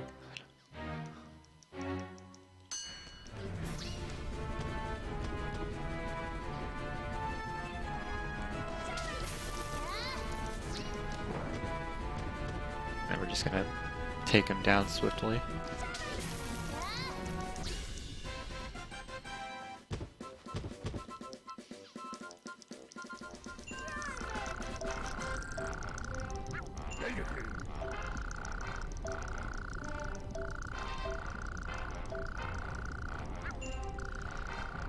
So this is Blaziken's Boulder Bash. Basically, you just got to break the rock. The Rock Hawk.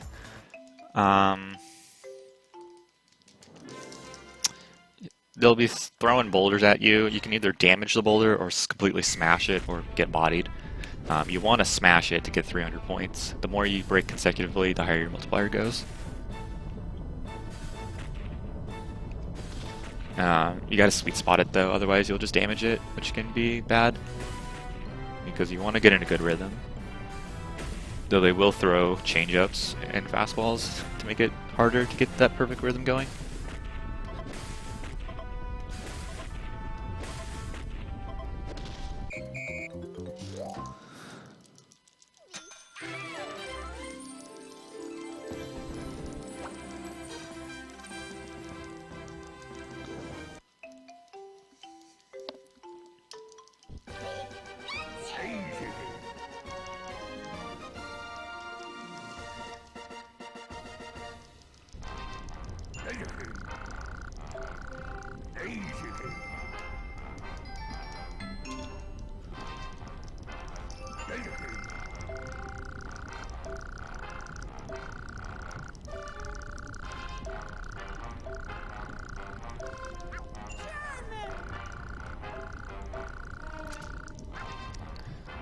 So now we need to go back to the meeting place.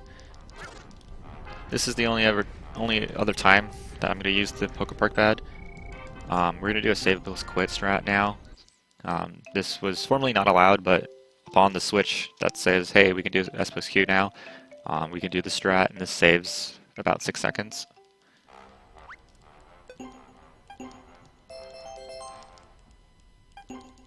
Because when you save and plus quit in an area, it'll bring you back to the beginning of that area.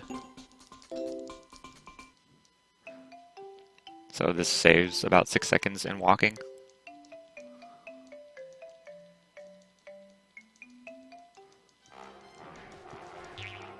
Not if I get bodied by a Pokemon in the way.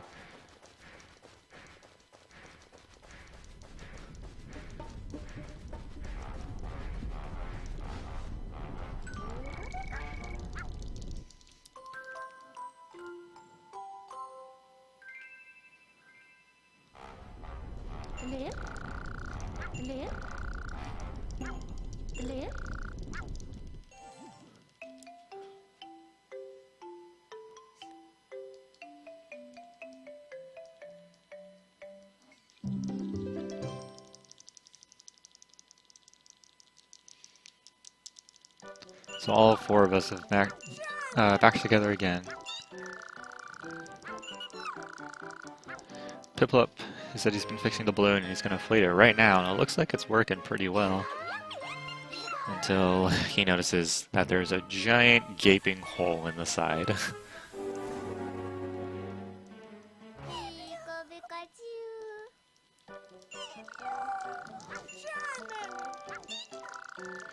And for whatever reason, they decided to have Chatot restate the message that Mew wants us to collect prism pieces and bring them to the Sky Pavilion, as if we didn't know what the heck we've been doing for the past hour and 40 minutes.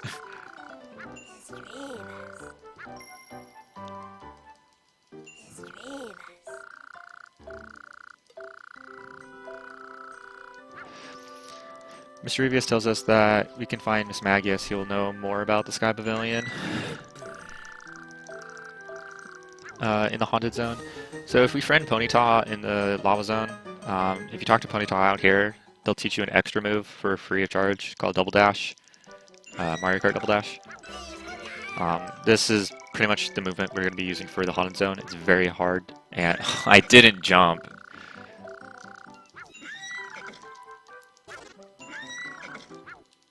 Sometimes that'll happen where you just don't get the jump frames that you want for fast hopping.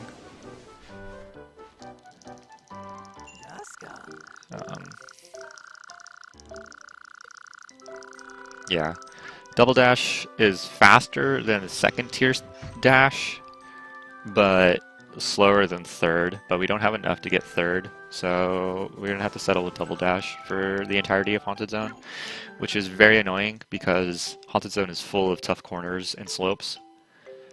Casually, Haunted Zone is my favorite. In terms of the speedrun, this is the absolute worst just because of this movement that you have to do.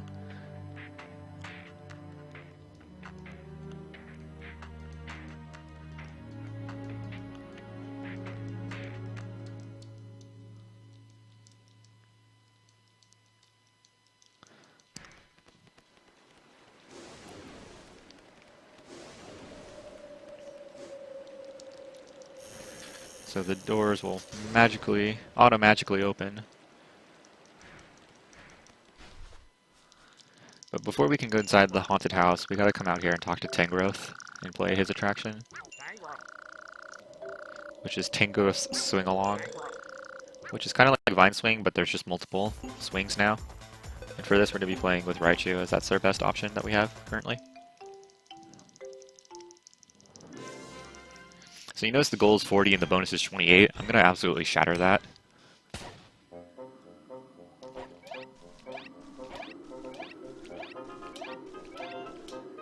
I didn't let go! That would have been like a 7.5. Whatever. You can do this minigame in about like 6.5 seconds with Raichu. The IL for Celebi, who's the legendary for this game, you can do in just over 4 seconds, and watching ILs for this are insane.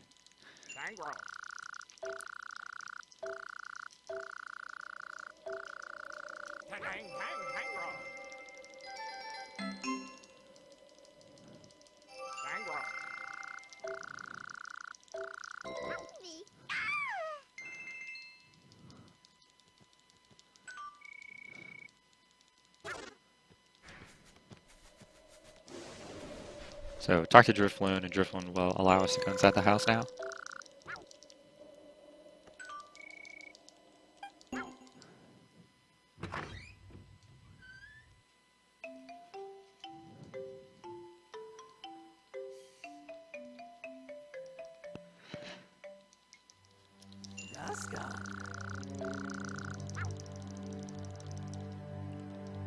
So Duskull will be our guide through the haunted house, so we just gotta follow him around.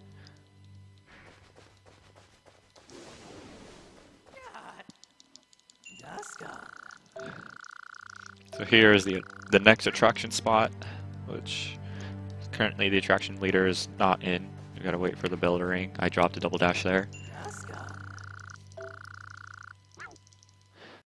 This is the library, however we can't access this right now. And behind this is the Great Hall. We can only enter this once we beat the attraction, so we gotta go back now. Ghastly will be all like, hey, come upstairs for a room that's never been opened, which has been opened, by the way. So we gotta get upstairs with some good movement.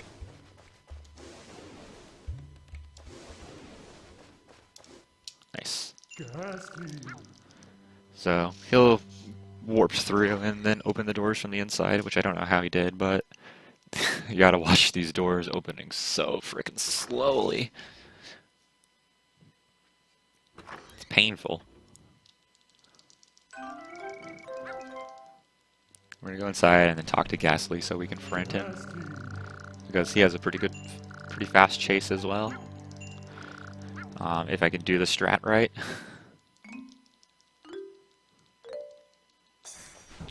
Yeah.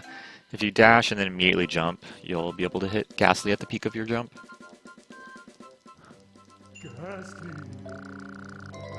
So we're gonna move into the next room with that Gengar painting. And surprisingly, there's a Gengar actually in the painting.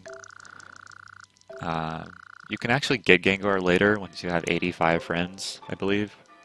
But otherwise, he's just going to stay in the painting. Right now, the bell's ringing, which signifies that Dusknoir is back, so we got to go play his attraction.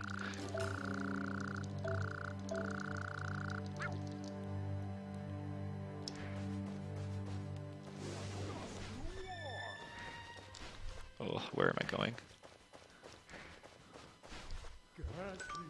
No, not the freaking signboard.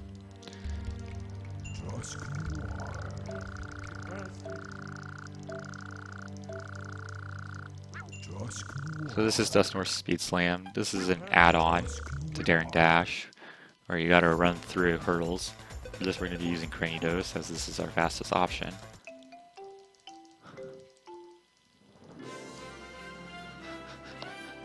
Wasn't mashing too.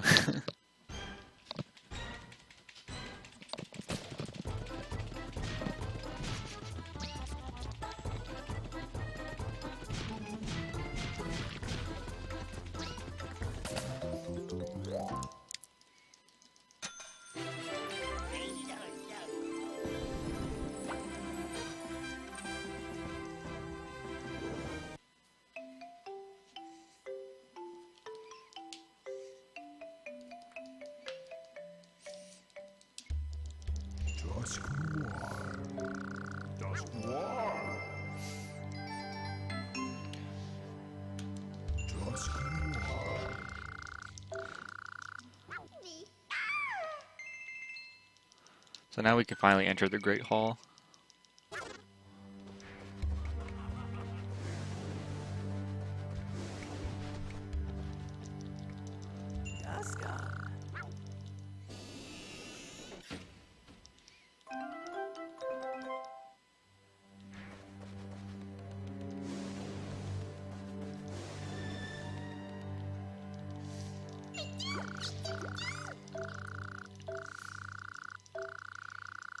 So Misdreavus is in trouble, so we gotta talk to Misdreavus and ask her what's going on. Smashing 1 and 2. So Misdreavus wants to get Miss Magius to come back out, but the parties haven't been the same, and the piano is broken, so we gotta go ask Spinnerack to make us some thread to fix the piano. Spinner Rack is on the other side of the frickin' haunted house, so we as the outsider, gotta go get something from the insiders. So Ghastly will go ahead and open the doors for us. Again, very slowly.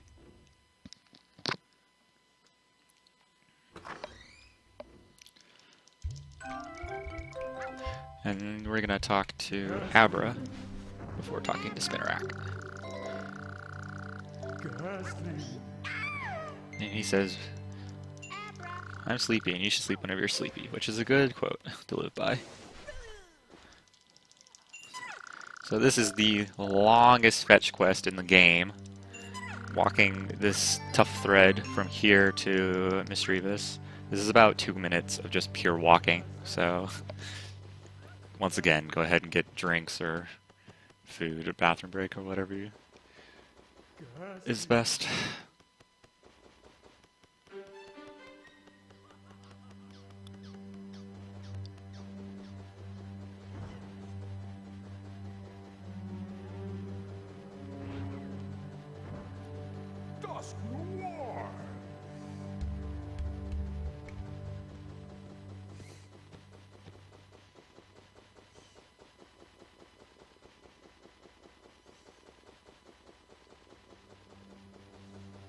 Get out of the way, Ghastly.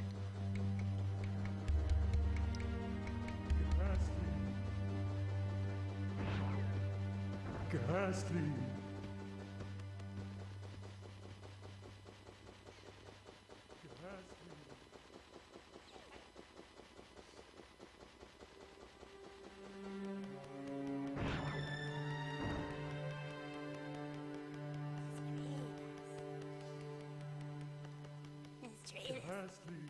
Alright, finally, that's done. So, Mischievous will fix the piano, which will bring out Miss Magius and open up the way to the library. And we'll open up the library door on the second floor as well.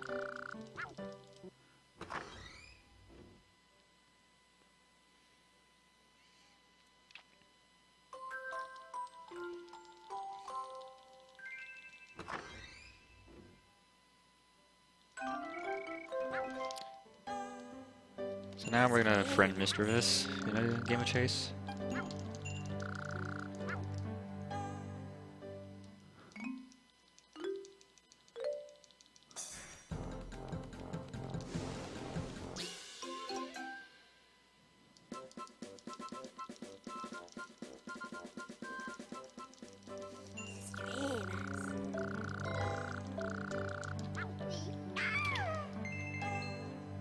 So now we can move on and go to the library. Nice double dash there. Nice double dash there.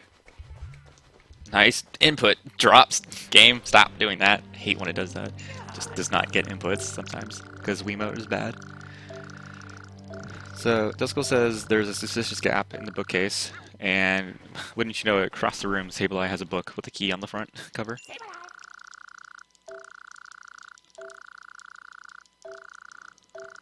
So I gotta defeat him in a game of quiz.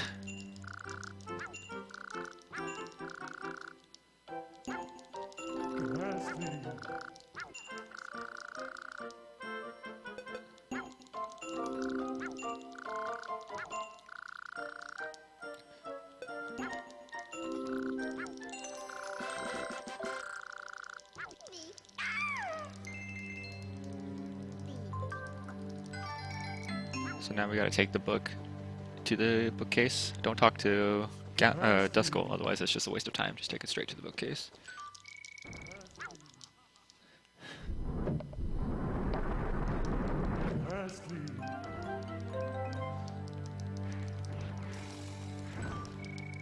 So now we're gonna go downstairs in this secret area.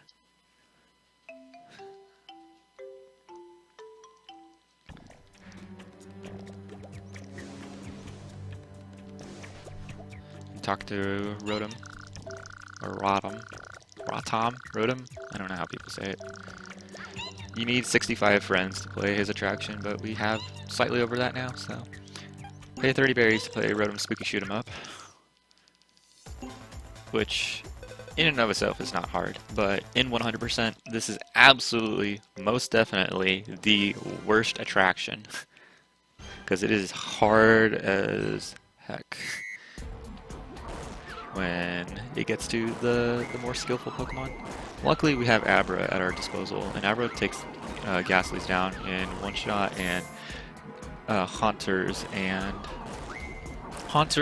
Rotom forms down in 2. And we need 5,000 points, so we need to make sure to hit every Pokemon. Get every of them. Otherwise, it's wasting time. I'm going to skip this Ghastly, and let him hit me, and get this Haunter for 300 points, so get over 5,000.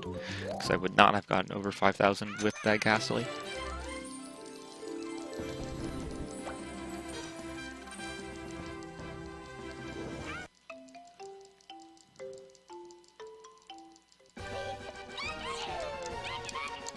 So that's Rotom's attraction.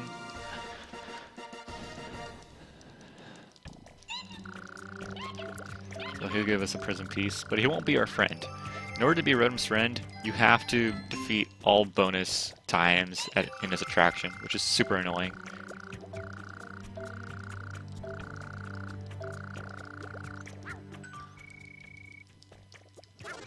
So we're just going to go ahead and leave now.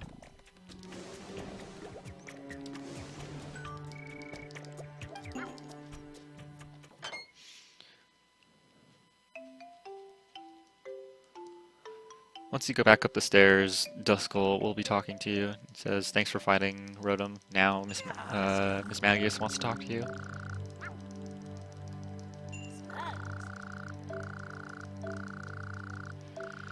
So, go to the Granite Zone and open the Promise Gate so you can go to the Sky Pavilion. Blah blah blah blah blah, lore, Sparkle, Sparkle, Mew, Jace, save, Pokepark. Was that? Yes, okay. I'm actually gonna take a small time loss here for this, to save some time later.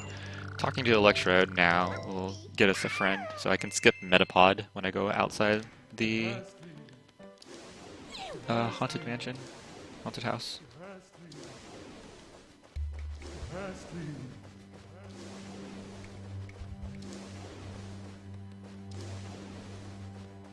Good double dashes.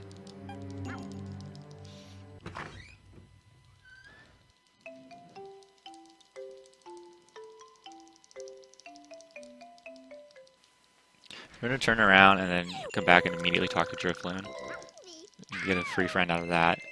And then we're going to turn right and run into this tree, which will spawn in Kakuna. And then talk to Kakuna for a free friend. The tree on the other side, opposite to this, will spawn in Metapod. Kakuna is just slightly faster though, due to less text boxes.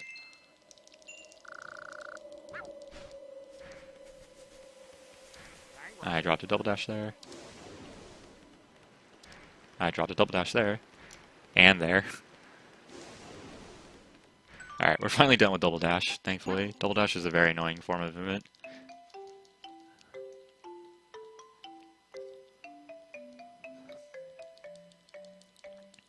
So we can see that the treehouse is finally done after the course of the game.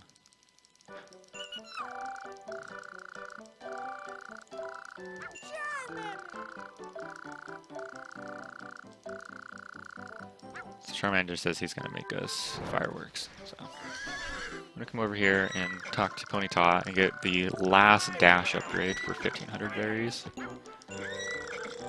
And luckily we have 40 berries left over, which is necessary for an upcoming attraction.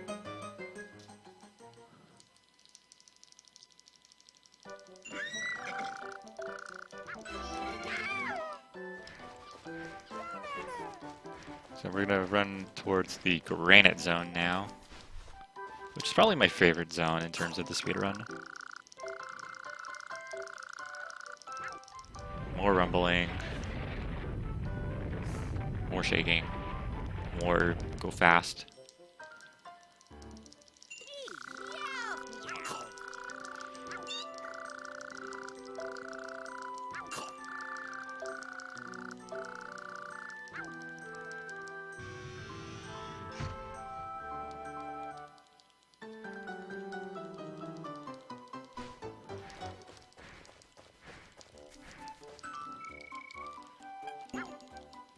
So coming up next is the Granite Zone.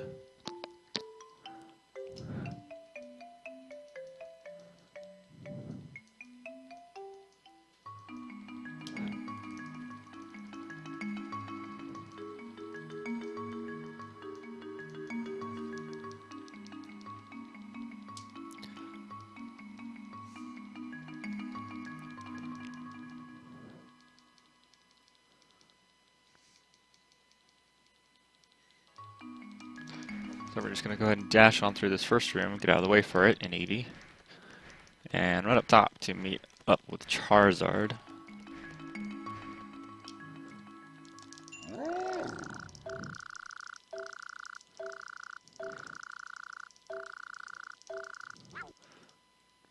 We're going to come over here and play Absol's attraction. This is Absol's Hurdle Bounce, which is a mixture of Daring Dash from the beginning and Speed Slam from Haunted Zone, which we're going to play with Ponyta. Instead of running through the hurdles, we gotta jump over them.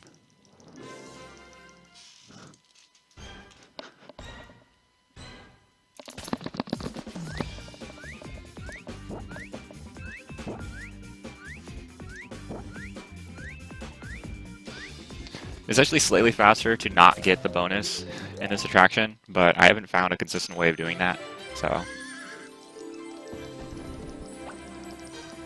And I never remember to do that anyways, so it's okay.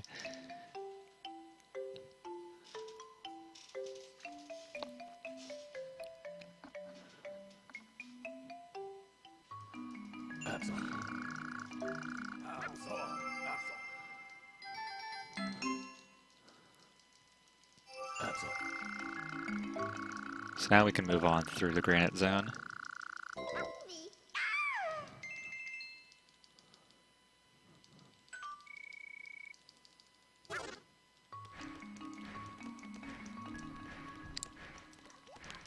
Over here is Hoppet, who would prevent us from moving on if we did not complete the attraction, which we have. And then they want to become our friends just because they like us, which is nice. I'm gonna run into the switch and then get a frame-perfect jump. You can get inputs after switches like that, which is interesting. This will turn the bridge, so we can cross it. And then we're gonna hit the switch on the other side to turn it back to the starting position.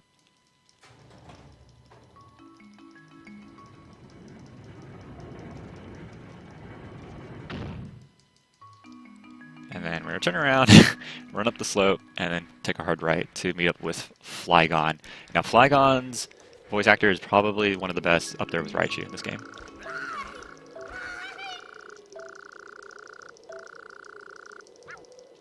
So, that's Flygon.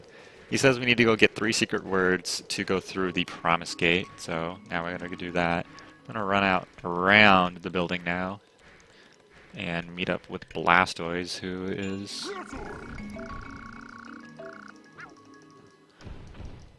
one of the protectors. So now that we have Max Dash, this actually does 1.5 by itself, so there's pretty much no reason to use Thunderbolt anymore.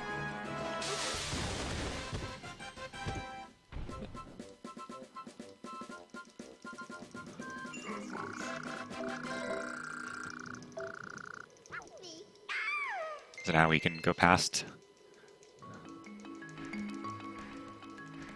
Since the bridge is in the good position, we can cross it.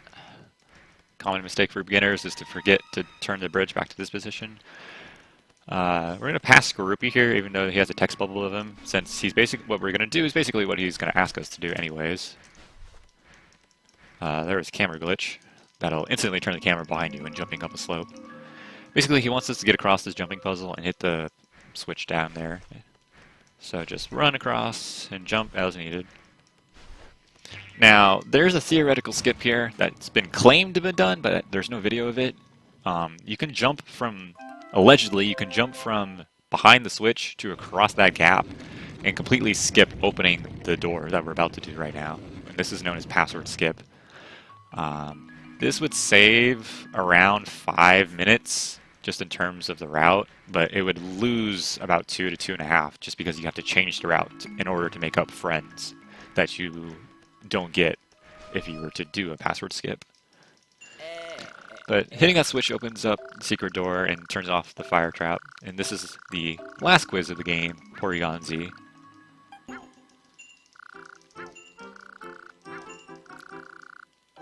Flygon told us.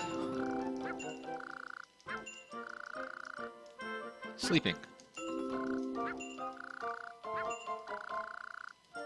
Gyarados. Good answer positions. Ideally, you just want to be able to mash through, and they're always in the top position. So the first secret word of 3 is love. To love is to care.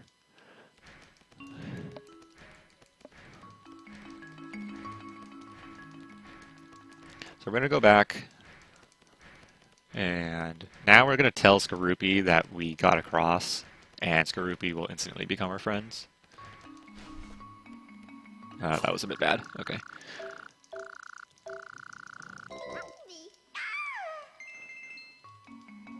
Now we're going to come down and go up here and meet up with Bronzor. Bronzor will prevent us from moving on unless we have a secret word. But once we know that, we can move on and he'll instantly become our friends.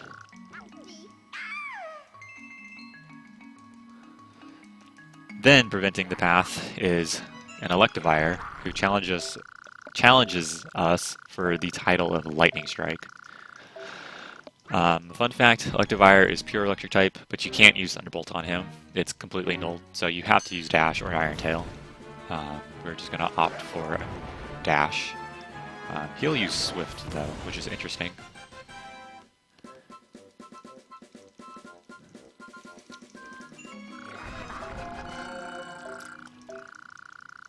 So, he'll leave, and you can re-battle him again. We're going to run up this pyramid, and then jump into the switch with our momentum, and that'll turn it on, which will turn off the fire trap here. You have to jump around the switch or walk past it. You can't dash, otherwise you'll hit the switch and bounce off of it. Then we're going to check this sketchy looking rope cart, made of just wooden planks that nailed in, over this seemingly bottomless abyss in order to make it over here to Togekiss.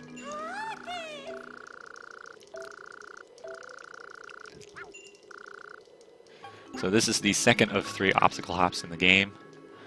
Also the second hardest, or second easiest, whatever way you look at it.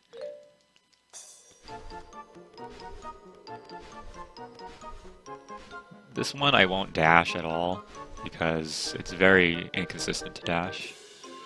I went a little slow, I got a 90. You can get a 91 or a 92 if you go really fast. So, Togekiss's secret word is peace, and will be our friend as well. And tells us that the last word is with Snorlax in the cavern zone, so we gotta go back there now. So once again, riding through in the sketchy rope cart.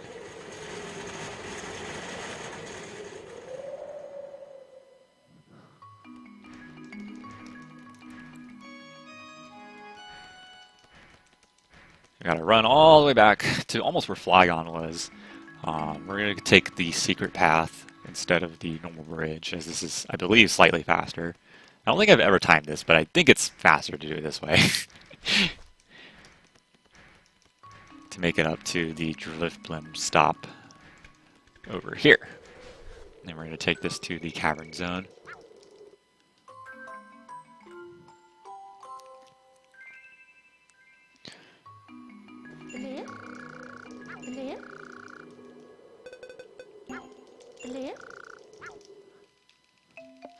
Alright, getting near the end of the game now.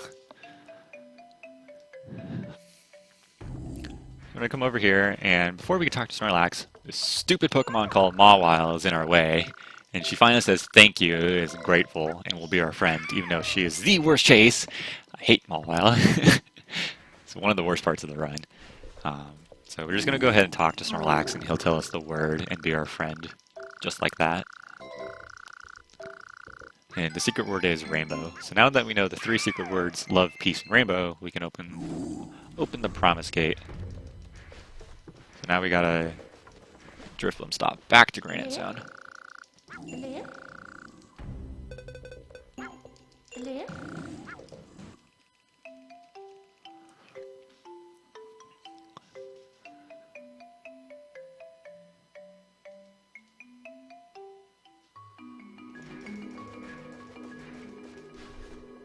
Here, we're going to talk to Flygon.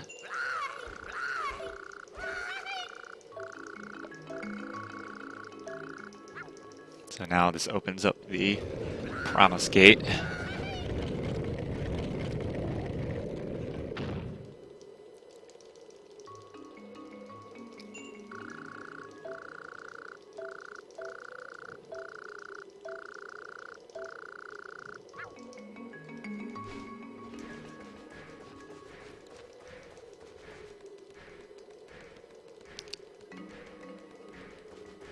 So here we need to talk to Salamence for the next attraction.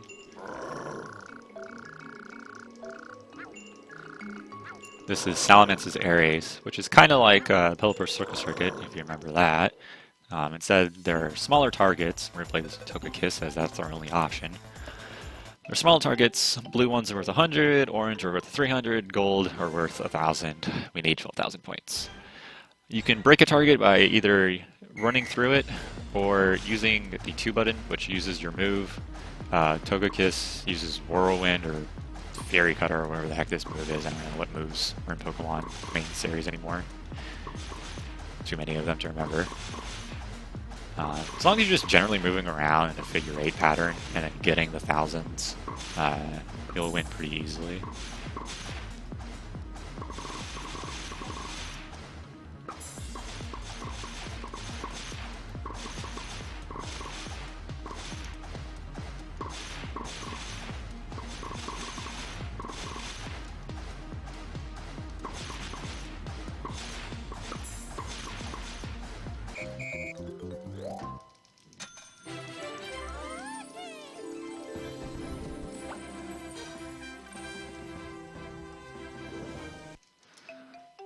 So that was that.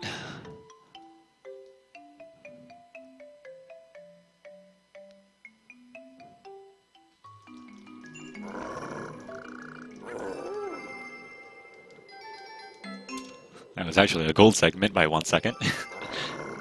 That was a very good granite segment.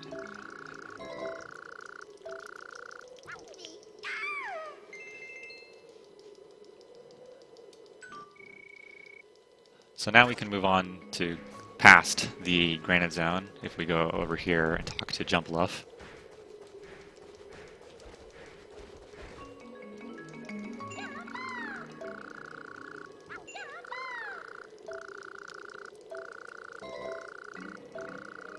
So once we leave these rooms, we need to go find Shaman.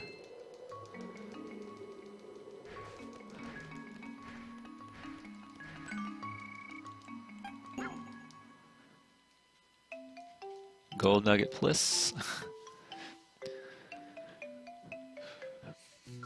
So this is not quite the Sky Pavilion, but this is the last zone of the game. This is the Flower Zone.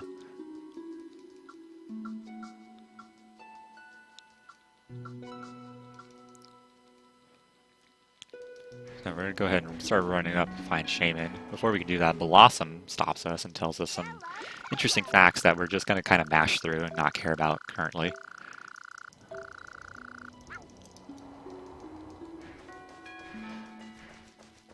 So we're going to come over here and talk to Shaman, if Lucario would get out of the way.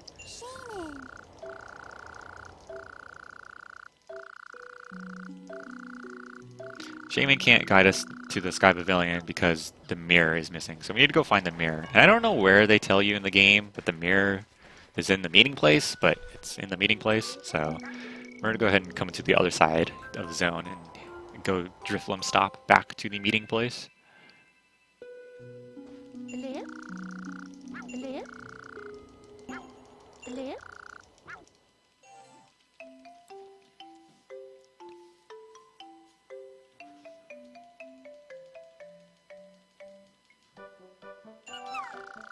So the balloon is inflated, they're ready to fly soon. We tell them about the Flower Zone, and they tell us that they're going to fly there. And Charmander says he sees something shiny at the top of the treehouse, so we gotta maneuver our way up there. Now, there's a joke between me and another runner of this game that there is no such thing as good treehouse movement, because it is just poorly made.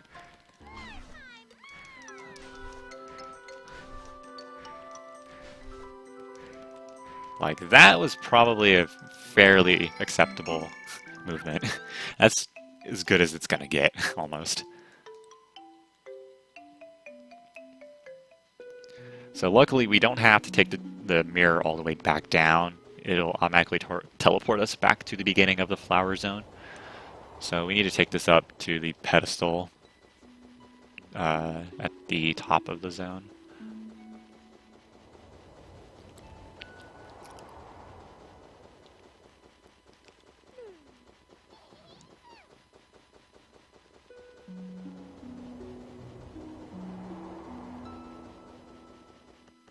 Oh, you know what? I think Mareep actually tells you where it is, if you were to ask Mareep. So it'll turn around and suddenly gather magical energy and soon shoot a beam of light out into space. This is some magic mirror if I've ever seen one. And this will summon the legendary Pokemon Rayquaza.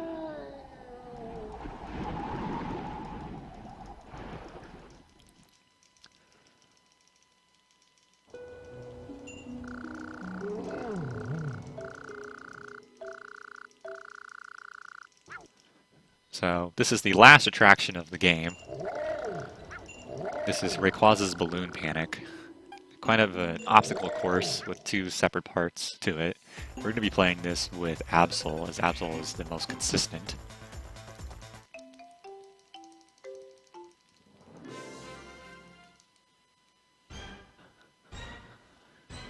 This first section consists of a kind of platforming area where you have to run through rings, same color coded as Circle Circuit, in order to gain points. If you hit a Voltorb, you lose 100. If you hit an Electrode, like that, oh my gosh, you lose 300, and you lose a little bit of time, because bad timing.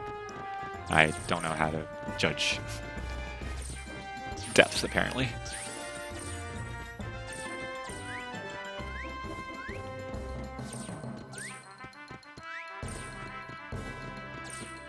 You really only need like 3,000 points from this first section, because the second section is a shooting section. If you hit it dead on, you get 200 times the standard points. If you hit it not dead on, you get 100, just standard. But it's very easy to get all of these if you practice a little bit.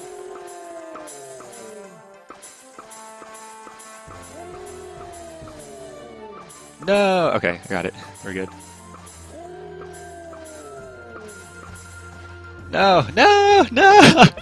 Dang it, I failed. I couldn't get all of them. I'm sorry. It's very possible, but you have to factor in the buffering between each shot, and sometimes I'm pressing it a little too fast.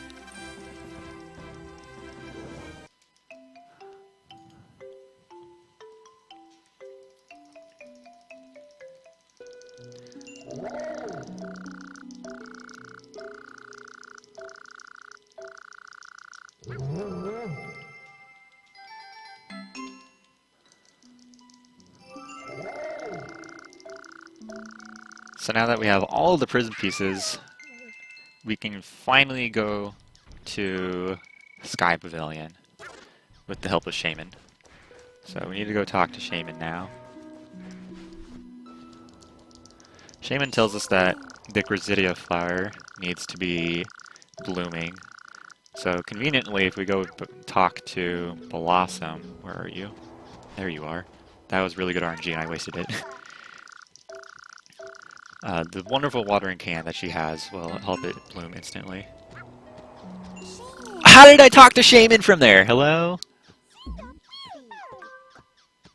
Oh, oh okay, okay. Okay, game. Okay.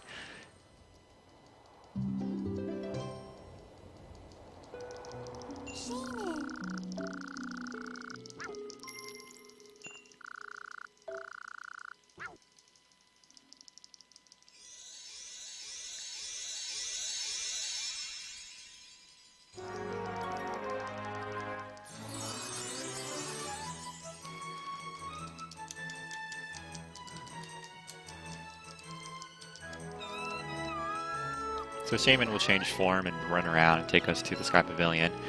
Our friends come in the Pika basket, or the Pika balloon, as they mentioned. And for whatever reason, Pikachu jumps in and tackles them to the ground, not caring that Charmander's tail is on fire and could have set fire to the wooden basket that's carrying them. But, you know, they don't think about these things. So this is the last area of the game, the Sky Pavilion.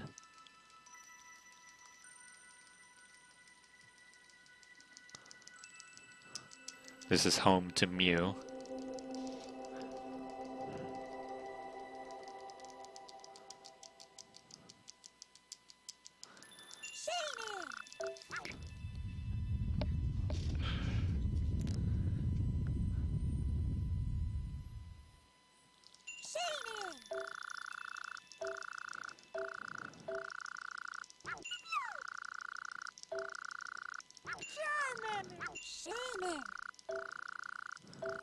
So Mew can alter his appearance, so we need to be careful to avoid being scared from him and being tricked. So we're gonna go ahead and just kind of go on up to the second area, the higher area up the ramp. Gotta jump up there though, since their part's broken.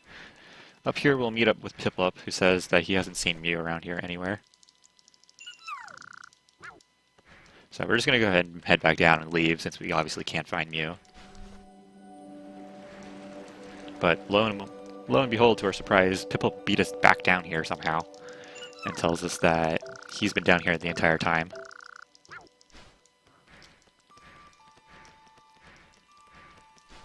So we're gonna go run back up there and see who that first Piplup was.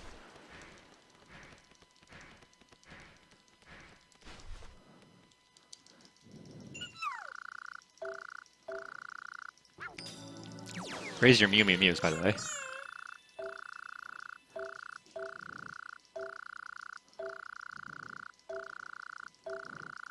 So we just need to be friends with Mew in order to complete the game.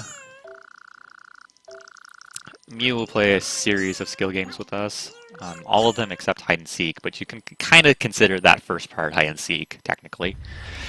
This is the last obstacle hop, and also the hardest one, as it's just the longest and most difficult in general.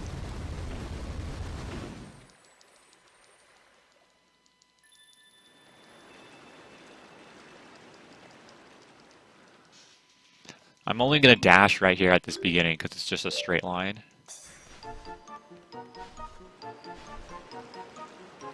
Reach.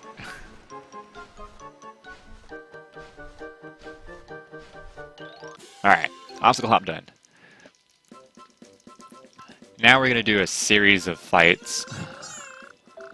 The first one that he starts off with is Magmortar.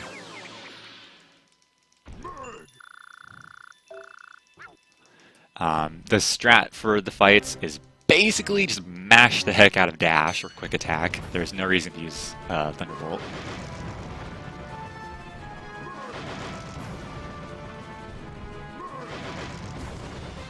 And that's that.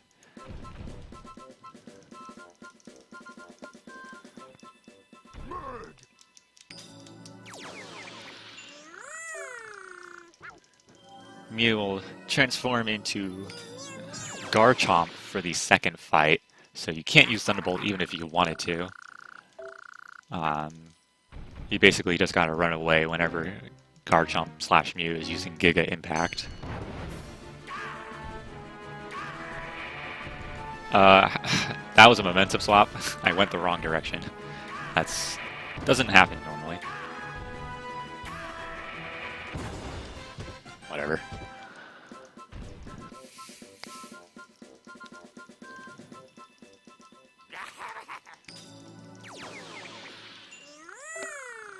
And then Mew will transform into his favorite Pokemon as the last fight, which is a Tyranitar.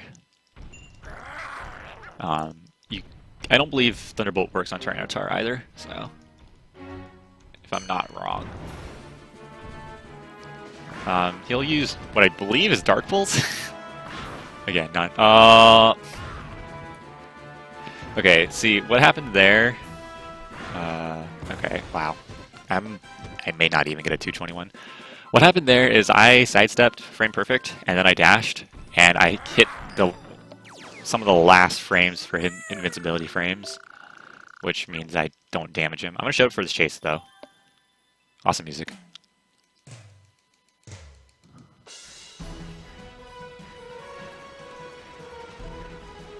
And you never hear that again.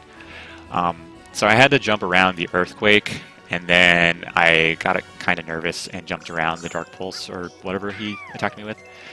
Time ends on the first full black frame after the 4 text boxes after retalking to Mew, which I'll count down 4, 3, 2, 1 time. So it's coming up right around now. 4, 3, 2, 1, time.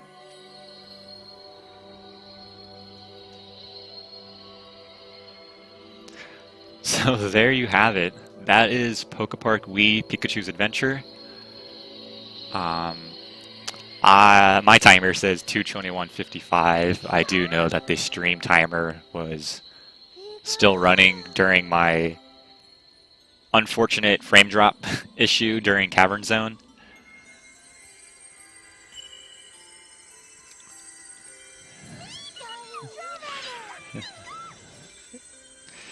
So, all in all, a 2:21 is actually really good in terms of a marathon. I'm really happy with that, even with the giant mistake during Meadow, and then just, you know, bad gameplay here and there, and bad RNG, and then the unfortunate frame drops in the middle.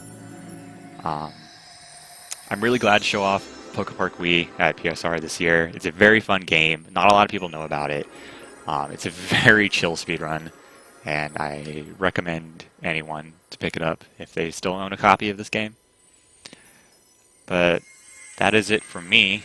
Coming up next, there's Pokemon Diamond and Pearl any percent by Crafted, so please watch that. But yeah, thanks everyone for watching.